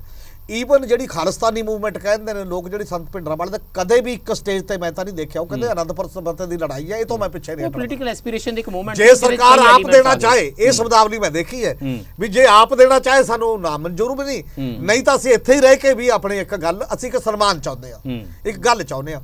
ਉਸ ਨੈਰੇਟਿਵ ਨੂੰ ਤੁਸੀਂ ਕੀ ਬਣਾਇਆ? ਤੁਸੀਂ ਬਣਾਤਾ ਅੱਤਵਾਦੀ, ਵੱਖਵਾਦੀ, ਬਾਕੀ। ਤਾਂ ਇੱਕ ਕਮਿਊਨਿਟੀ ਦਾ ਸੈਂਟੀਮੈਂਟ ਨਹੀਂ, ਉਸ ਕਮਿਊਨਿਟੀ ਦਾ ਇੱਕ ਸੈਂਟੀਮੈਂਟ ਹੁੰਦਾ। ਉਹ ਕਮਿਊਨਿਟੀ ਦਾ ਇਹ ਸੈਂਟੀਮੈਂਟ ਹੈ ਕਿ ਦੇਸ਼ ਦੀ ਜਿਹੜੀ ਤੁਸੀਂ ਗੱਲ ਕਰਦੇ ਹੋ, 1.5% ਆਬਾਦੀ ਦੀ ਸਾਡੀ ਸੈਕਰੀਫਾਈਸ ਪਾਂਸੀ ਕਿੰਨੀ ਹੈ, ਸਾਡੇ ਕਾਲੇ ਪਾਣੀ ਕਿੰਨੇ ਨੇ, ਸਾਡੇ ਬਾਕੀ ਸਾਨੂੰ ਕਿਉਂ ਟੈਸਟ ਦੇਣਾ ਪਏਗਾ ਬਾਰ-ਬਾਰ ਕਿ ਅਸੀਂ ਦੇਸ਼ ਭਗਤ? ਅਸੀਂ ਇਹੀ ਇਮਤਿਹਾਨ ਦਿੰਦੇ ਰਹੀਏ। ਕੌਣ ਹੈ ਜਿਹੜਾ ਇਹ ਬਾਰ-ਬਾਰ ਪੁੱਛੂਗਾ ਕਿ ਤੁਸੀਂ ਦੇਸ਼ ਭਗਤ ਹੋ ਜਾਂ ਗਦਾਰ ਹੋ ਜਾਂ ਕੌਣ ਹੋ? ਨਹੀਂ ਕਰ ਰਹੇ ਨਾ ਅੱਜ ਦੇ ਰੇਟ ਦੇ ਵਿੱਚ ਮੁਸਲਮਾਨਾਂ ਨਹੀਂ ਕੀਤਾ ਜਾ ਰਿਹਾ। ਇਹਦੇ ਨਾਲ ਮੈਨੂੰ ਲੱਗਦਾ ਕਿ ਡੈਮੋਕ੍ਰੈਟਿਕ ਪੋਲਿਟਿਕਸ ਜਿਹੜੀ ਅਸੀਂ ਕਰ ਲਈ ਨਾ ਸਿਰਾਂ ਤੇ ਐ ਕਰਦੇ, ਉਹਦੇ ਨਾਲ ਵੋਟ ਮਿਲਦੀ ਹੈ। ਔਰ ਇਸੇ ਲਈ ਉਹ ਦੋ ਕਿਤਾਬਾਂ ਇਹ ਕਹਿੰਦੀਆਂ ਨੇ ਕਿ ਜਦੋਂ ਰਾਜੀਵ ਗਾਂਧੀ ਨੂੰ ਵੋਟਾਂ ਮਿਲੀਆਂ ਨੇ, ਉਹਦੇ ਨਾਨੇ ਨੂੰ ਬਣੇ ਲਿਆ, ਉੱਡਾ ਪਾਪੂਲਰ ਤਾਂ ਕਦੇ ਨਹੀਂ ਸੀ।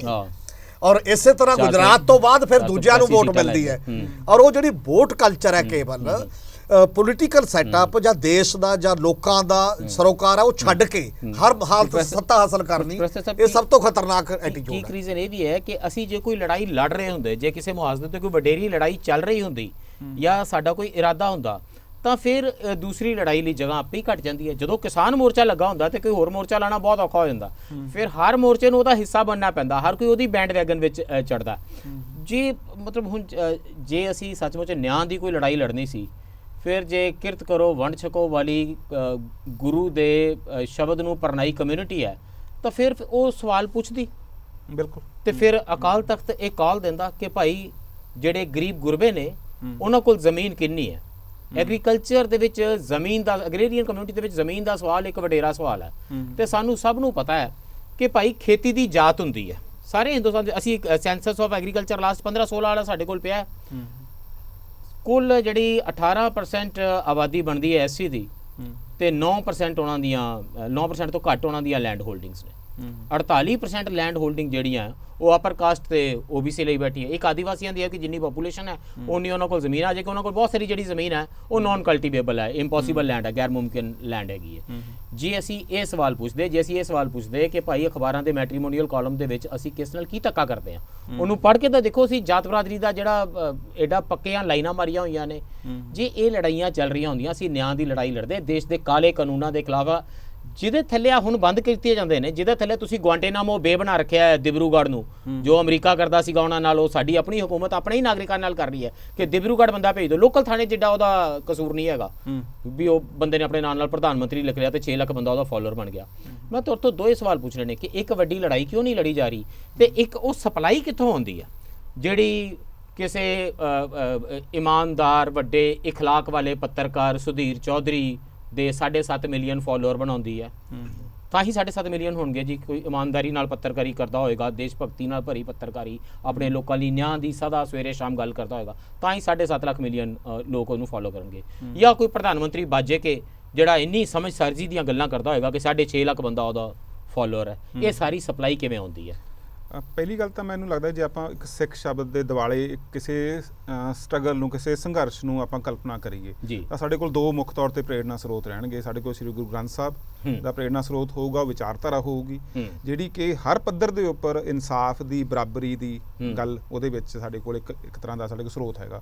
ਗੁਰੂ ਸਾਹਿਬ ਸਾਡੇ ਕੋਲ ਸਿੱਖ ਇਤਿਹਾਸ ਹੋਊਗਾ। ਜੇ ਕੋਈ ਸੰਘਰਸ਼ ਅੱਜ ਦੀ ਮਿਤੀ ਦੇ ਵਿੱਚ ਅਸੀਂ ਕੋਈ ਕਲਪਨਾ ਕਰਦੇ ਹਾਂ ਤਾਂ ਉਹ ਕੀ ਉਹ ਸਾਰੇ ਜਿਹੜੇ ਸਵਾਲ ਨੇ, ਉਹ ਸਾਰੇ ਸਵਾਲ ਅਸੀਂ ਦਰਕਿਨਾਰ ਕਰ ਦਾਂਗੇ? ਜਿਸ ਦੇ ਨਾਲ ਸਾਡਾ ਮੂਲ ਅਟੈਚਮੈਂਟ ਜਿਹੜੀ ਹੈਗੀ ਹੈ, ਜੇ ਸਿੱਖ ਸ਼ਬਦ ਦੇ ਨਾਲ ਹੈ ਤਾਂ ਸਿੱਖ ਵਿਚਾਰਧਾਰਾ ਨਾਲ, ਸਿੱਖ ਇਤਿਹਾਸ ਨਾਲ, ਸਿੱਖ ਇਤਿਹਾਸ ਨਾਲ ਉਹਦਾ ਕੋਈ ਨਾਤਾ ਹੋਣਾ ਚਾਹੀਦਾ।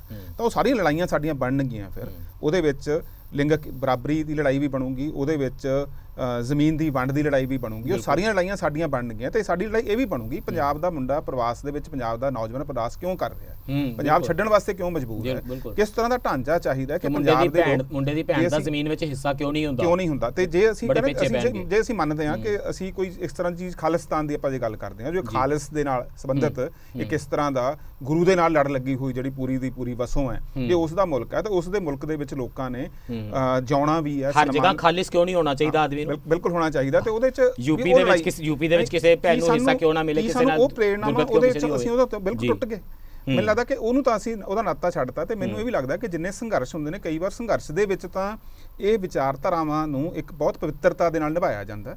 ਅੱਗੇ ਜਾ ਕੇ ਜਦੋਂ ਕੋਈ ਚੀਜ਼ ਬਣਦੀ ਹੈ, ਕੋਈ ਫਾਰਮੇਸ਼ਨ ਬਣਦੀ ਹੈ ਸਟੇਟ ਦੀ, ਜਿਵੇਂ ਪਾਕਿਸਤਾਨ ਦੀ ਆਪਾਂ ਗੱਲ ਕਰ ਸਕਦੇ, ਜਦੋਂ ਫਾਰਮੇਸ਼ਨ ਬਣਦੀ ਹੈ ਫਿਰ ਉਹ ਹਕੀਕੀ ਜਿਸ ਤਰ੍ਹਾਂ ਦਾ ਰਾਜ ਚੱਲਦਾ, ਉਸ ਵੇਲੇ ਦੀਆਂ ਗੱਲਾਂ ਹੁੰਦਾ, ਜਿਵੇਂ ਰਾਜ ਚੱਲਦਾ ਉਵੇਂ ਚੱਲਦੀ ਹੈ, ਉਹ ਛੱਡ ਦਿੰਦੇ ਨੇ। ਫਿਰ ਸੰਘਰਸ਼ ਦੇ ਸਮੇਂ ਦੀਆਂ ਵਿਚਾਰਧਾਰਾਵਾਂ ਨੂੰ ਛੱਡ ਦਿੱਤਾ ਜਾਂਦਾ। ਪਰ ਇਹ ਤਾਂ ਸੰਘਰਸ਼ ਦੇ ਸ਼ੁਰੂਆਤ ਦੇ ਵਿੱਚ ਹੀ, ਯਾਨੀ ਕਲਪਨਾ ਦੇ ਵਿੱਚ ਹੀ ਹੈ ਨਹੀਂ ਕੋਈ ਕਿ ਸ੍ਰੀ ਗੁਰੂ ਗ੍ਰੰਥ ਸਾਹਿਬ ਦੀ ਪ੍ਰੇਰਣਾ ਤੇ ਸਿੱਖ ਇਤਿਹਾਸ ਦੀ ਕੋਈ ਪ੍ਰੇਰਣਾ ਇਸ ਸੰਘਰਸ਼ ਦੇ ਵਿੱਚ ਕਿਤੇ ਸ਼ਾਮਲ ਹੋਵੇ, ਇਹ ਹੈ ਨਹੀਂ। ਦੂਸਰੀ ਚੀਜ਼ ਕਿ ਇਹ ਸਾਰੀ ਜਿਹੜੀ ਸੈਨਾ ਕਿੱਥੋਂ ਆਉਂਦੀ? ਮੈਂ ਤੁਹਾਨੂੰ ਤਾਂ ਪੁੱਛਿਆ, ਤੁਸੀਂ ਅਧਿਆਪਕ ਹੋ ਯੂਨੀਵਰਸਿਟੀ ਵਿੱਚੋਂ, ਬਹੁਤ ਸਾਰੀ ਤੇ ਸਾਨੂੰ ਤੇ ਹੁੰਦਾ ਵੀ ਜਿਹੜੀ ਵੀ ਸੈਨਾ ਕਿਸੇ ਵੀ ਲੜਾਈ ਵਿੱਚ ਆਏਗੀ ਤੁਸੀਂ ਬਣਾ ਕੇ ਭੇਜੋਗੇ ਭਾਈ, ਉਹਨਾਂ ਯੂਨੀਵਰਸਿਟੀਆਂ ਕਾਲਜਾਂ ਵਿੱਚ ਆਉਣੀ ਹੈ। ਅਸੀਂ ਨਾ ਪਿਛਲੇ ਸਾਲਾਂ 'ਚ ਪੰਜਾਬ ਦਾ ਇੱਕ ਤਰ੍ਹਾਂ ਨਾਲ ਬੌਧਿਕ ਤੌਰ ਤੇ ਪੰਜਾਬ ਨੂੰ ਕੰਗਾਲ ਕਰਨ ਵਾਸਤੇ ਸਟੇਟਾਂ ਨੇ ਬਹੁਤ ਜ਼ੋਰ ਲਾਇਆ ਕਿ ਹੁਣ ਦੇਖੋ ਤੁਸੀਂ, ਕਾਲਜਾਂ ਦੇ ਵਿੱਚ ਸਾਨੂੰ ਡਿਗਰੀਆਂ ਦੀ ਲੋੜ ਹੈ। ਉੱਥੇ ਅਧਿਆਪਕ ਹੋਣ ਦੇ ਨਾਤੇ ਮੈਨੂੰ ਇਸ ਗੱਲ ਦਾ ਚੰਗੀ ਤਰ੍ਹਾਂ ਪਤਾ ਹੈ ਕਿ ਘੱਟੋ ਘੱਟ 500 ਕਾਲਜ ਪੰਜਾਬ ਦੇ ਵਿੱਚ ਨਾਨ ਅਟੈਂਡਿੰਗ ਤਰੀਕੇ ਨਾਲ ਚੱਲਦਾ। ਡਿਗਰੀਆਂ ਹੈਗੀਆਂ ਬੱਚਿਆਂ ਕੋਲ, ਵੱਡੀਆਂ ਵੱਡੀਆਂ ਡਿਗਰੀਆਂ ਨੇ, ਇੰਜੀਨੀਅਰਿੰਗ ਦੀਆਂ ਨੇ, ਮੈਡੀਕਲ ਦੀਆਂ ਨੇ, ਨਰਸਿੰਗ ਦੀਆਂ ਨੇ, ਡਿਪਲੋਮੇ ਨੇ ਫਾਰਮੇਸੀ ਦੇ, ਤੇ ਸਾਰੇ ਪ੍ਰੋਫੈਸ਼ਨਲ ਕੋਰਸਾਂ 'ਚ MBA ਨੇ। ਪਰ ਉਹਨਾਂ ਦੇ ਕੋਲ ਕਿਸੇ ਤਰ੍ਹਾਂ ਦੀ ਕੋਈ ਜਾਣਕਾਰੀ, ਕੋਈ ਗਿਆਨ ਉਸ ਡਿਗਰੀ ਦੇ ਪੱਧਰ ਦਾ ਹੈ ਨਹੀਂਗਾ। ਅਸੀਂ ਪੰਜਾਬ ਦੇ ਬੰਦੇ ਨੂੰ, ਇਹ ਬਹੁਤ ਸੀਰੀਅਸ ਗੱਲ ਹੈ ਕਿ ਪੰਜਾਬ ਦਾ ਜਿਹੜਾ ਸਿੱਖਿਆ ਦਾ ਸਾਰਾ ਢਾਂਚਾ ਚੱਲਦਾ ਪਿਆ, ਉਸ ਨੂੰ ਅਸੀਂ ਬਹੁਤ ਵੱਡੇ ਪੱਧਰ ਦੇ ਉੱਪਰ ਡੁਬੋਇਆ ਹੈ। ਉਸ ਦੇ ਡੁੱਬਣ ਤੋਂ ਬਾਅਦ ਉਹਨਾਂ ਦੇ ਕੋਲ ਇੱਕ ਵੀ ਆਪਣੇ ਗਿਆਨ ਦੇ ਖੇਤਰ ਨਾਲ ਸੰਬੰਧਿਤ ਤਾਂ ਕੀ ਹੋਣਾ, ਬਿਲਕੁਲ ਕਿਸੇ ਤਰ੍ਹਾਂ ਦੀ ਕੋਈ ਚੀਜ਼ ਬੌਧਿਕ ਤੌਰ ਤੇ ਉਹਨਾਂ ਦੇ ਵਿੱਚ ਕੋਈ ਵਿਕਾਸ ਹੋਇਆ ਹੋਵੇ, ਇਸ ਤਰ੍ਹਾਂ ਦੀ ਕੋਈ ਚੀਜ਼ ਨਜ਼ਰ ਨਹੀਂ ਆਉਂਦੀ। ਤਾਂ ਇਹ ਡਿਗਰੀਧਾਰੀ ਅਨਪੜ੍ਹਾਂ ਦੀ ਫੌਜ ਅਸੀਂ ਪੰਜਾਬ ਦੇ ਵਿੱਚ ਬਹੁਤ ਵੱਡੇ ਪੱਧਰ ਦੇ ਉੱਪਰ ਪੈਦਾ ਕੀਤੀ ਆ, ਜਿਹੜੀ ਕਿ ਇੱਕ ਮੀਡੀਆ ਦੇ ਵਿੱਚ ਕੋਈ ਪਪੂਲਰ ਚੀਜ਼ ਆ ਜਾਵੇ, ਜਿਹੜੀ ਸਾਰਾ ਦਿਨ ਫੇਸਬੁੱਕ ਕੰਜ਼ਿਊਮ ਕਰਦੀ ਹੈ, ਸਾਰਾ ਦਿਨ YouTube ਕੰਜ਼ਿਊਮ ਕਰਦੀ ਹੈ, ਸਾਰਾ ਦਿਨ ਨਾਲ ਭੱਜ ਕੇ ਦੌੜ ਕੇ ਉਸ ਸਿਲਸਿਲੇ ਦੇ ਵਿੱਚ ਚਲੇ ਜਾਂਦੇ ਨੇ। ਤੇ ਜਿਹੜੀ ਫਰਸਟ੍ਰੇਸ਼ਨ ਹੈਗੀ ਆ ਪੰਜਾਬ ਦੇ ਨੌਜਵਾਨ ਦੀ, ਜਿਸ ਨੂੰ ਇੱਕ ਹੁੰਦਾ ਕਿ ਤੁਸੀਂ ਇਸ ਮੁਸ਼ਕਲਾਂ ਦੇ ਵਿੱਚੋਂ, ਪੰਜਾਬ ਦਾ ਨੌਜਵਾਨ ਇੱਕ ਮੁਸ਼ਕਲ ਦੇ ਵਿੱਚ ਹੈ, ਉਹ ਤਮਾਮ ਕਿਸਮ ਦੇ ਸੰਕਟਾਂ ਨੂੰ ਉਹਦਾ ਸਾਹਮਣਾ ਕਰਦਾ ਪਿਆ। ਬੌਧਿਕ ਪੱਧਰ ਦੇ ਉੱਪਰ ਉਹਦੇ ਕੋਲ ਉਹਨਾਂ ਚੀਜ਼ਾਂ ਦਾ ਵਿਸ਼ਲੇਸ਼ਣ ਕਰਨ ਤੇ ਸਮਝਣ ਲਈ ਹੈ ਨਹੀਂਗਾ। ਉਸ ਨੂੰ ਇੱਕ ਨਾਰਾ ਦਿਓ ਤੇ ਉਸ ਨੂੰ ਉਸ ਹਿੰਸਾ ਦੇ ਵਾਸਤੇ ਪ੍ਰੇਰਿਤ ਕਰੋ, ਕਿਉਂਕਿ ਹਿੰਸਾ ਤੁਸੀਂ ਉਹਦੇ ਵਿੱਚ ਕੁੱਟ-ਕੁੱਟ ਕੇ ਪਿਛਲੇ 10-15 ਸਾਲਾਂ ਤੋਂ ਲਗਾਤਾਰ ਭਰ ਰਹੇ ਹੋ ਕਿ ਤੁਸੀਂ ਉਹਦੀ ਸੁਣਵਾਈ ਕੋਈ ਹੈ ਨਹੀਂ। ਪੰਜਾਬ ਦੇ ਵਿੱਚ ਜਿਹੜੀਆਂ ਡੈਮੋਕ੍ਰੈਟਿਕ ਸਟਰਗਲਸ ਜਿਹੜੀਆਂ ਹੋ ਰਹੀਆਂ ਨੇ, ਜਿਹੜੀਆਂ ਨੌਜਵਾਨਾਂ ਦੀਆਂ, ਅਧਿਆਪਕਾਂ ਦੀਆਂ, ਤਰ੍ਹਾਂ ਦੇ ਲੋਕ ਟੈਂਕੀਆਂ ਤੇ ਚੜੇ ਫਿਰਦੇ ਸੀ ਤੇ ਹੁਣ ਵੀ ਚੜੇ ਹੋਏ ਨੇ, ਤਾਂ ਉਹਨਾਂ ਦੀ ਜਦੋਂ ਕੋਈ ਸੁਣਵਾਈ ਹੈ ਨਹੀਂ, ਕਿਸੇ ਤਰ੍ਹਾਂ ਦੇ ਇੱਕ ਮੋਰਚੇ ਦਾ ਕੋਈ ਜਵਾਬ ਹੈ ਨਹੀਂਗਾ, ਤਾਂ ਜ਼ਾਹਿਰ ਹੈ ਕਿ ਪੰਜਾਬ ਦਾ ਬੰਦਾ ਇਸ ਕਿਸਮ ਦੇ ਰਸਤੇ ਉੱਪਰ ਤੁਰਨ ਵਾਸਤੇ ਆਮਦਾ ਹੋ ਜਾਂਦਾ। ਉਹ ਅਨਪੜ੍ਹ ਹੋਣ ਦੇ ਨਾਤੇ ਵੀ, ਵਿਸ਼ਲੇਸ਼ਣ ਦੀ ਕਮੀ ਹੋਣ ਦੇ ਨਾਤੇ ਵੀ, ਤੇ ਉਹਦੀਆਂ ਗੱਲਾਂ ਦਾ ਜਵਾਬ ਨਾ ਕੋ ਮਿਲਣ ਕਰਕੇ ਵੀ ਇਸ ਕਿਸਮ ਦੇ ਜਿਹੜੇ ਨੌਜਵਾਨ ਨੇ ਉਹ ਫਿਰ ਇੱਕ ਤਰ੍ਹਾਂ ਨਾਲ ਮਰਨ ਵਾਸਤੇ ਤਿਆਰ ਹੋਏ।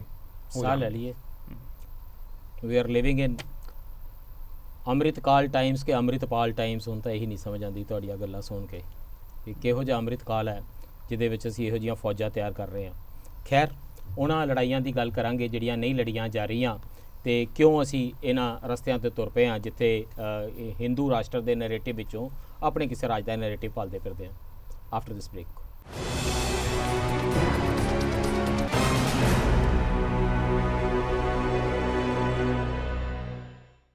ਬ੍ਰੇਕ ਤੋਂ ਬਾਅਦ ਫਿਰ ਸਵਾਗਤ ਹੈ ਜੀ। ਚਰਚਾ ਕਰ ਰਹੇ ਹਾਂ ਇਸ ਵੇਲੇ ਪੰਜਾਬ ਜਿਸ ਕਿਸਮ ਦੇ ਸਿਆਸੀ ਮੰਜ਼ਰ ਦੇ ਵਿੱਚੋਂ ਲੰਘ ਰਿਹਾ ਹੈ, ਪੰਜਾਬ ਦਾ ਉਹ ਨੌਜਵਾਨ ਜਿਹੜਾ ਉਦਾਸ ਬੈਠਾ ਜਾਂ ਵਿਆਕੁਲ ਬੈਠਾ, ਜਾਂ ਇਉਂ ਵੀ ਐਡ ਕਰ ਲਈਏ ਕਿ ਜਿਹੜਾ ਦਿਬਰੂਗੜ੍ਹ ਦੇ ਵਿੱਚ ਬੈਠਾ ਹੈ, ਉਸ ਨੂੰ ਦਰਅਸਲ ਕਿਹੜੀਆਂ ਲੜਾਈਆਂ ਦਾ ਹਿੱਸਾ ਹੋਣਾ ਚਾਹੀਦਾ ਤੇ ਕਿਹੜੀਆਂ ਲੜਾਈਆਂ ਦਾ ਹਿੱਸਾ ਉਹ ਆਪਣੇ ਹਿੱਤ ਦੇ ਅਗੇਂਸਟ ਜਾ ਕੇ, ਆਪਣੇ ਹਿੱਤ ਦੇ ਵਿਰੁੱਧ ਜਾ ਕੇ ਬਣਾਇਆ ਜਾ ਰਿਹਾ ਜਾਂ ਬਣ ਰਿਹਾ। ਸਾਡੇ ਨਾਲ ਚਰਚਾ ਵਿੱਚ ਸ਼ਾਮਿਲ ਨੇ ਸਰਦਾਰ ਹਮੀਰ ਸਿੰਘ ਜੀ ਅਤੇ ਪ੍ਰੋਫੈਸਰ ਸੁਰਜੀਤ ਜੀ, ਪੰਜਾਬੀ ਯੂਨੀਵਰਸਿਟੀ ਪਟਿਆਲਾ ਤੋਂ। ਹਮੀਰ ਜੀ, ਜਿਸ ਤਰ੍ਹਾਂ ਦੀ ਗੱਲਬਾਤ ਨਾਲ ਵਾਈਂਡ ਅਪ ਕੀਤਾ ਪਿਛਲਾ ਸੈਗਮੈਂਟ ਪ੍ਰੋਫੈਸਰ ਸਾਹਿਬ ਨੇ, ਮੈਨੂੰ ਇਹ ਜਾਪਦਾ ਕਿ ਜੀ ਜੇ ਅਸੀਂ ਉਹਨਾਂ ਚੀਜ਼ਾਂ ਨੂੰ ਸਮਝ ਲੈਂਦਾ ਮੇਰਾ ਨੌਜਵਾਨ, ਫਿਰ ਤੇ ਅਸੀਂ ਪੰਜਾਬ ਦੇ ਵਿੱਚ ਬੜੇ ਡਿਫਰੈਂਟ ਕਿਸਮ ਦੇ ਅਲਾਈਅੰਸਿਸ ਦੇਖ ਸਕਦੇ ਹਾਂ।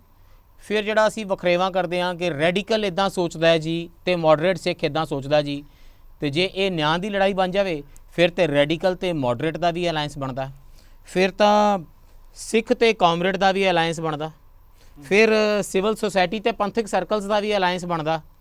ਤੇ ਮੈਨੂੰ ਨਹੀਂ ਜਾਪਦਾ ਵੀ ਫਿਰ ਸਾਡਾ ਵਖਰੇਵਾਂ ਕੀ ਹੈ ਕਿ ਜਿਸ ਡੈਮੋਕ੍ਰੇਸੀ ਦੀ ਗੱਲ ਵਡੇਰੇ ਤੌਰ ਦੇ ਉੱਤੇ ਕੋਈ ਰਾਹੁਲ ਗਾਂਧੀ ਕਰਦਾ, ਜਿਨ੍ਹਾਂ ਅਧਿਕਾਰਾਂ ਦੀ ਗੱਲ ਰਾਹੁਲ ਗਾਂਧੀ ਕਰਦਾ, ਜਿਹੜੇ ਕਾਲੇ ਕਾਨੂੰਨਾਂ ਦੀ ਗੱਲ ਉਹ ਕਰਦਾ, ਫਿਰ ਉਹਦੇ ਨਾਲ ਕਿਹੜੀ ਇਹੋ ਜਿਹੀ ਗੱਲ ਇੱਕ ਸਿਆਣਾ ਪੰਜਾਬੀ ਕਰਦਾ ਹੈ ਜਾਂ ਈਵਨ ਫਰੋਮ ਵਿਦਿਨ ਦਾ ਅਕਾਲੀ ਦਲ ਕੋਈ ਉਭਰਦੀ ਹੈ ਹੱਕ ਸੱਚ ਨਿਆਂ ਦੀ ਗੱਲ, ਜਿਹਦੇ ਵਿੱਚ ਕੋਈ ਵਖਰੇਵਾਂ ਰਹਿ ਜਾਂਦਾ ਰਾਹੁਲ ਗਾਂਧੀ ਦੇ ਬਿਆਨੀਆਂ ਵਿੱਚ ਤੇ ਅਕਾਲੀ ਦਲ ਦੇ ਬਿਆਨੀਆਂ ਦੇ ਵਿੱਚ। ਅਜੇ ਕਿ ਮੈਂ ਉਸ ਪਾਰਟੀ ਦੀ ਗੱਲ ਕਰ ਰਿਹਾ ਜਿਹੜੀ ਇਹ ਕਹਿੰਦੀ ਨਹੀਂ ਥਕਦੀ ਕਿ ਕਾਂਗਰਸ ਸਿੱਖਾਂ ਦੀ ਦੁਸ਼ਮਣ ਜਮਾਤ ਹੈ।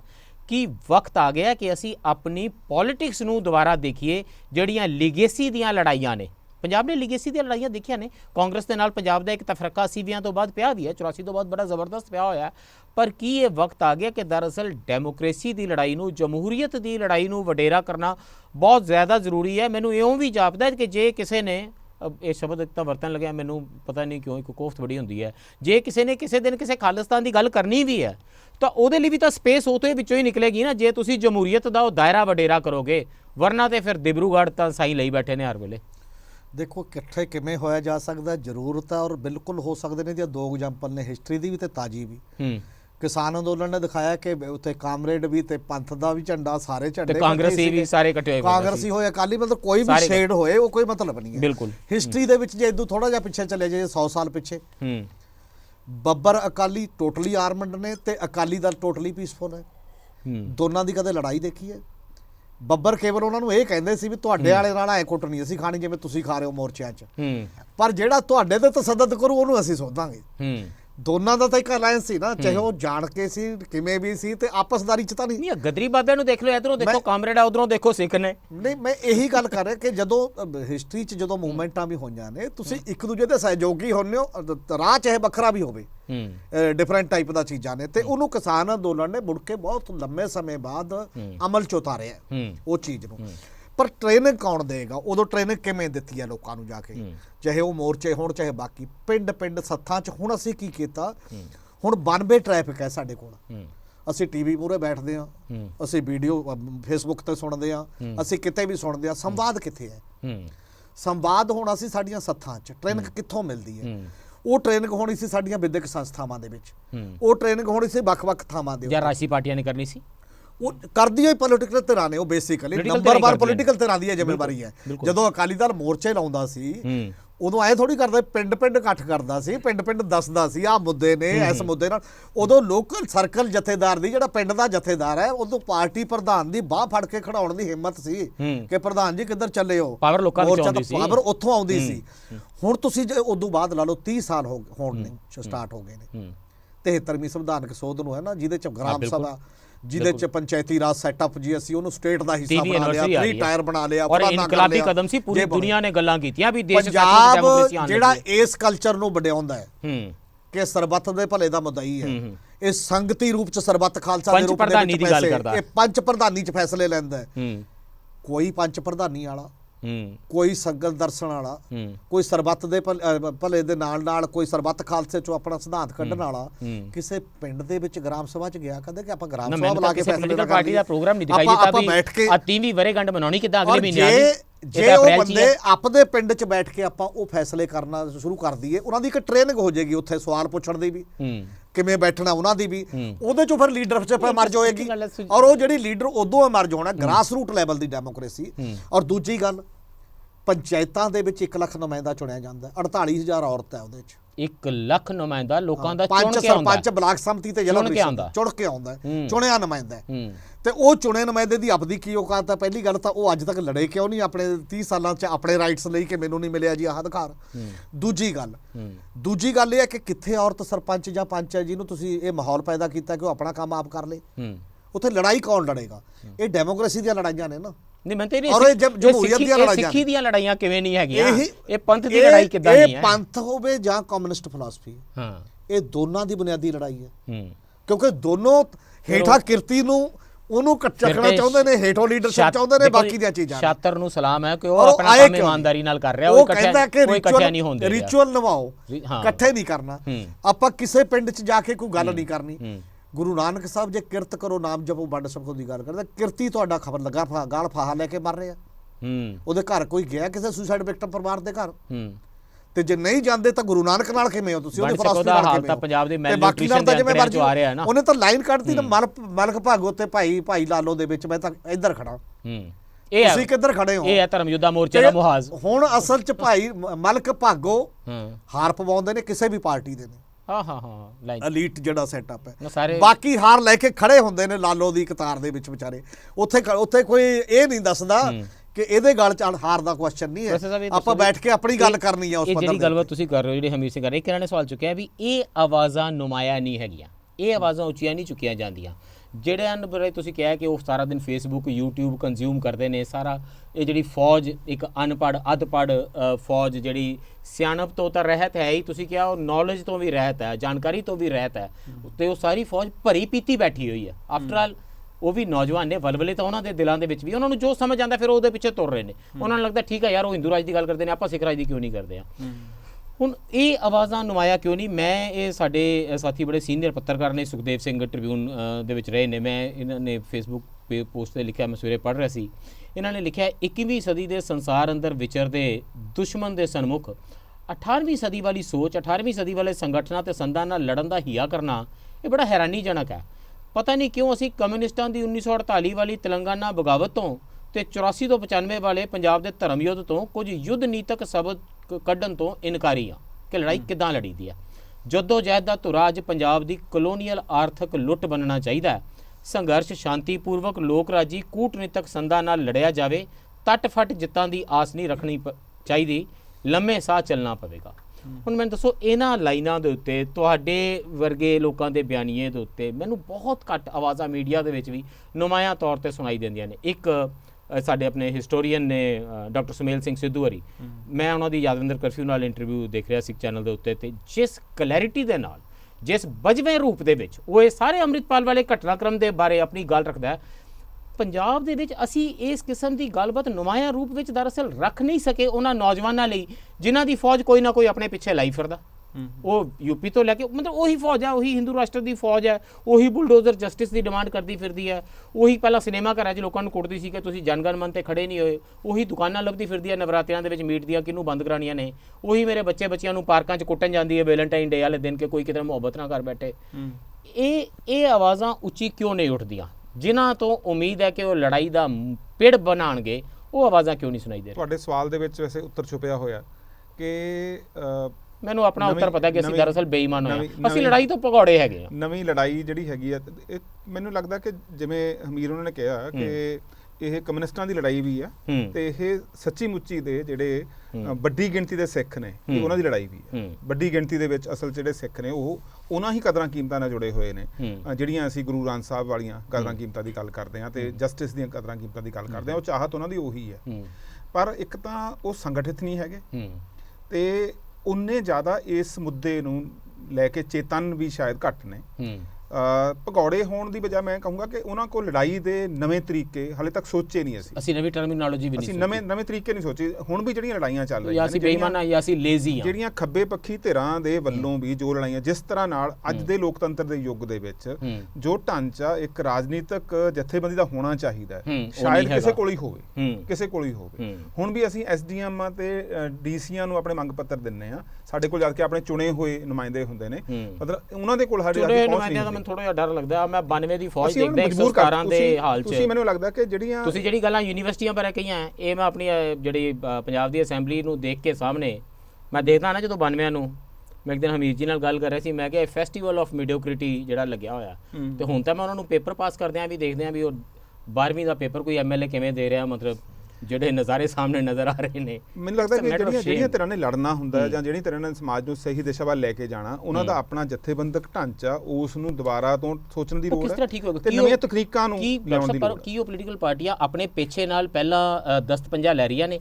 ਕੀ ਦਰਅਸਲ ਜਿਨ੍ਹਾਂ ਚੀਜ਼ਾਂ ਦਾ ਸ਼ਿਕਾਰ ਇਸ ਵੇਲੇ ਕਾਂਗਰਸ ਹੋਈ ਹੈ, ਜਿਹੜਾ ਕਹਿਰ ਕਾਂਗਰਸ ਦੇ ਉੱਤੇ ਟੁੱਟ ਰਿਹਾ ਹੈ ਜਾਂ ਰਾਹੁਲ ਗਾਂਧੀ ਦੇ ਉੱਤੇ ਟੁੱਟਦਾ ਹੈ, ਕੀ ਕਾਂਗਰਸ ਨੇ ਇਸੇ ਕਲਚਰ ਨੂੰ ਪਹਿਲਾਂ ਨਰਚਰ ਨਹੀਂ ਕੀਤਾ, ਕਿ ਇਹਨਾਂ ਦਾ ਹੀ ਪ੍ਰਚਾਰਿਆ ਵਿਗਸਿਆ ਨਹੀਂ ਹੈਗਾ, ਇਹ ਡੈਮੋਕ੍ਰੇਸੀ ਦੇ ਅੱਜ ਲੰਬਰਦਾਰ ਬਣੇ ਫਿਰਦੇ ਨੇ, ਤਾਂ ਫਿਰ ਇਹ ਪਿੱਛੇ ਝਾਤ ਪਾਣ ਨਾ ਤੇ ਫਿਰ ਇਹ ਫੈਸਲਾ ਕਰਨ ਕਿ ਅਸੀਂ ਕਾਂਗਰਸ ਉਹ ਬਣਾਣੀ ਹੈ ਜਿਹਦੀ ਗੱਲ ਰਾਹੁਲ ਗਾਂਧੀ ਕਹਿੰਦਾ ਕਿ ਅਸੀਂ ਰਵਨੀਤ ਬਿੱਟੂ ਤੇ ਰਾਜਾ ਵੜਿੰਗ ਵਾਲੀ ਕਾਂਗਰਸ ਬਣਾਉਣੀ ਹੈ। ਤੇ ਜੇ ਰਵਨੀਤ ਬਿੱਟੂ ਰਾਜਾ ਵੜਿੰਗ ਵਾਲੀ ਕਾਂਗਰਸ ਹੈ ਤੇ ਫਿਰ ਤੇ ਮੈਨੂੰ ਲੱਗਦਾ ਹੁਣ ਪੰਜਾਬ ਦੇ ਵਿੱਚ 3 ਭਾਜਪਾ ਹੋ ਗਈਆਂ। ਇੱਕ ਤਾਂ ਸਾਡੇ ਕੋਲ ਓਰੀਜਨਲ ਭਾਜਪਾ ਹੈ, ਇੱਕ ਸਾਡੇ ਕੋਲ ਰਾਜਾ ਵੜਿੰਗ ਤੇ ਰਵਨੀਤ ਬਿੱਟੂ ਵਾਲੀ ਭਾਜਪਾ ਹੈ, ਇੱਕ ਭਾਜਪਾ ਸਾਡੇ ਤੇ ਰਾਜ ਕਰ ਰਹੀ ਹੈ ਜਿਹਦੇ ਨਾਲ ਅਮਿਤ ਸ਼ਾਹ ਜੀ ਕਹਿੰਦੇ ਨੇ ਕਿ ਅਸੀਂ ਚਟਾਨ ਵਾਂਗ ਮਜ਼ਬੂਤ ਉਹਦੇ ਨਾਲ ਖੜੇ ਆ। ਇਹ ਭਾਜਪਾ ਹੀ ਭਾਜਪਾ ਚਾਰੇ ਪਾਸੇ ਹੋਈਆਂ ਪਈਆਂ ਨੇ। ਅਸਲ ਚ ਫਿਰ ਆਪੇ ਲੋਕ ਫੌਜ ਉੱਥੇ ਹੀ ਜਾਏਗੀ। ਭਾਜਪਾਵਾਂ ਦੇ ਵਿੱਚ ਸਾਂਝ ਮਤਲਬ ਅਸਲ ਚ ਜਿਹਨੂੰ ਅਸੀਂ ਪੋਲੀਟੀਕਲ ਪਾਰਟੀ ਕਹਿੰਦੇ ਆ, ਇਹਨਾਂ ਨੂੰ ਅਸਲ ਚ ਇਲੈਕਸ਼ਨ ਪਾਰਟੀਆਂ ਕਹਿਣਾ ਚਾਹੀਦਾ, ਕਿਉਂਕਿ ਇਹਨਾਂ ਦੇ ਕੋਲ ਇਲੈਕਸ਼ਨ ਤੋਂ ਬਿਨਾਂ ਹੋਰ ਕੋਈ ਮੁੱਦਾ ਨਹੀਂ ਹੈਗਾ। ਤੇ ਜਿਹੜੀਆਂ ਪਾਰਟੀਆਂ ਦੀ ਅਸੀਂ ਬਰਾਬਰ ਕੋਈ ਪੋਲਿਟਿਕਸ ਖੜੀ ਕਰਨ ਦੀ ਗੱਲ ਕਰਦੇ ਆ, ਉਹਨਾਂ ਦੇ ਕੋਲ ਕੋਈ ਸੰਗਠਨ ਉਸ ਤਰ੍ਹਾਂ ਦੀਆਂ ਨਵੇਂ ਟੂਲਸ ਨਹੀਂ ਹੈਗੇ, ਨਵੇਂ ਸੋਚਣ ਦਾ ਤਰੀਕਾ ਨਹੀਂ ਹੈਗਾ। ਤਾਂ ਜ਼ਾਹਿਰ ਹੈ ਕਿ ਉਹ ਫਿਰ ਇਹਨਾਂ ਦਾ ਮੁਕਾਬਲਾ, ਕਿਉਂਕਿ ਇਹਨਾਂ ਦੇ ਕੋਲ ਸੰਦ ਸਾਧਨ ਸੰਗਠਨ ਮੁਕਾਬਲਤਨ ਇਹਨਾਂ ਦੇ ਕੋਲ ਵੱਡੇ ਹੈਗੇ ਨੇ, ਮੁਕਾਬਲਾ ਕਰਨਾ ਬਹੁਤ ਮੁਸ਼ਕਲ ਹੋਊਗਾ।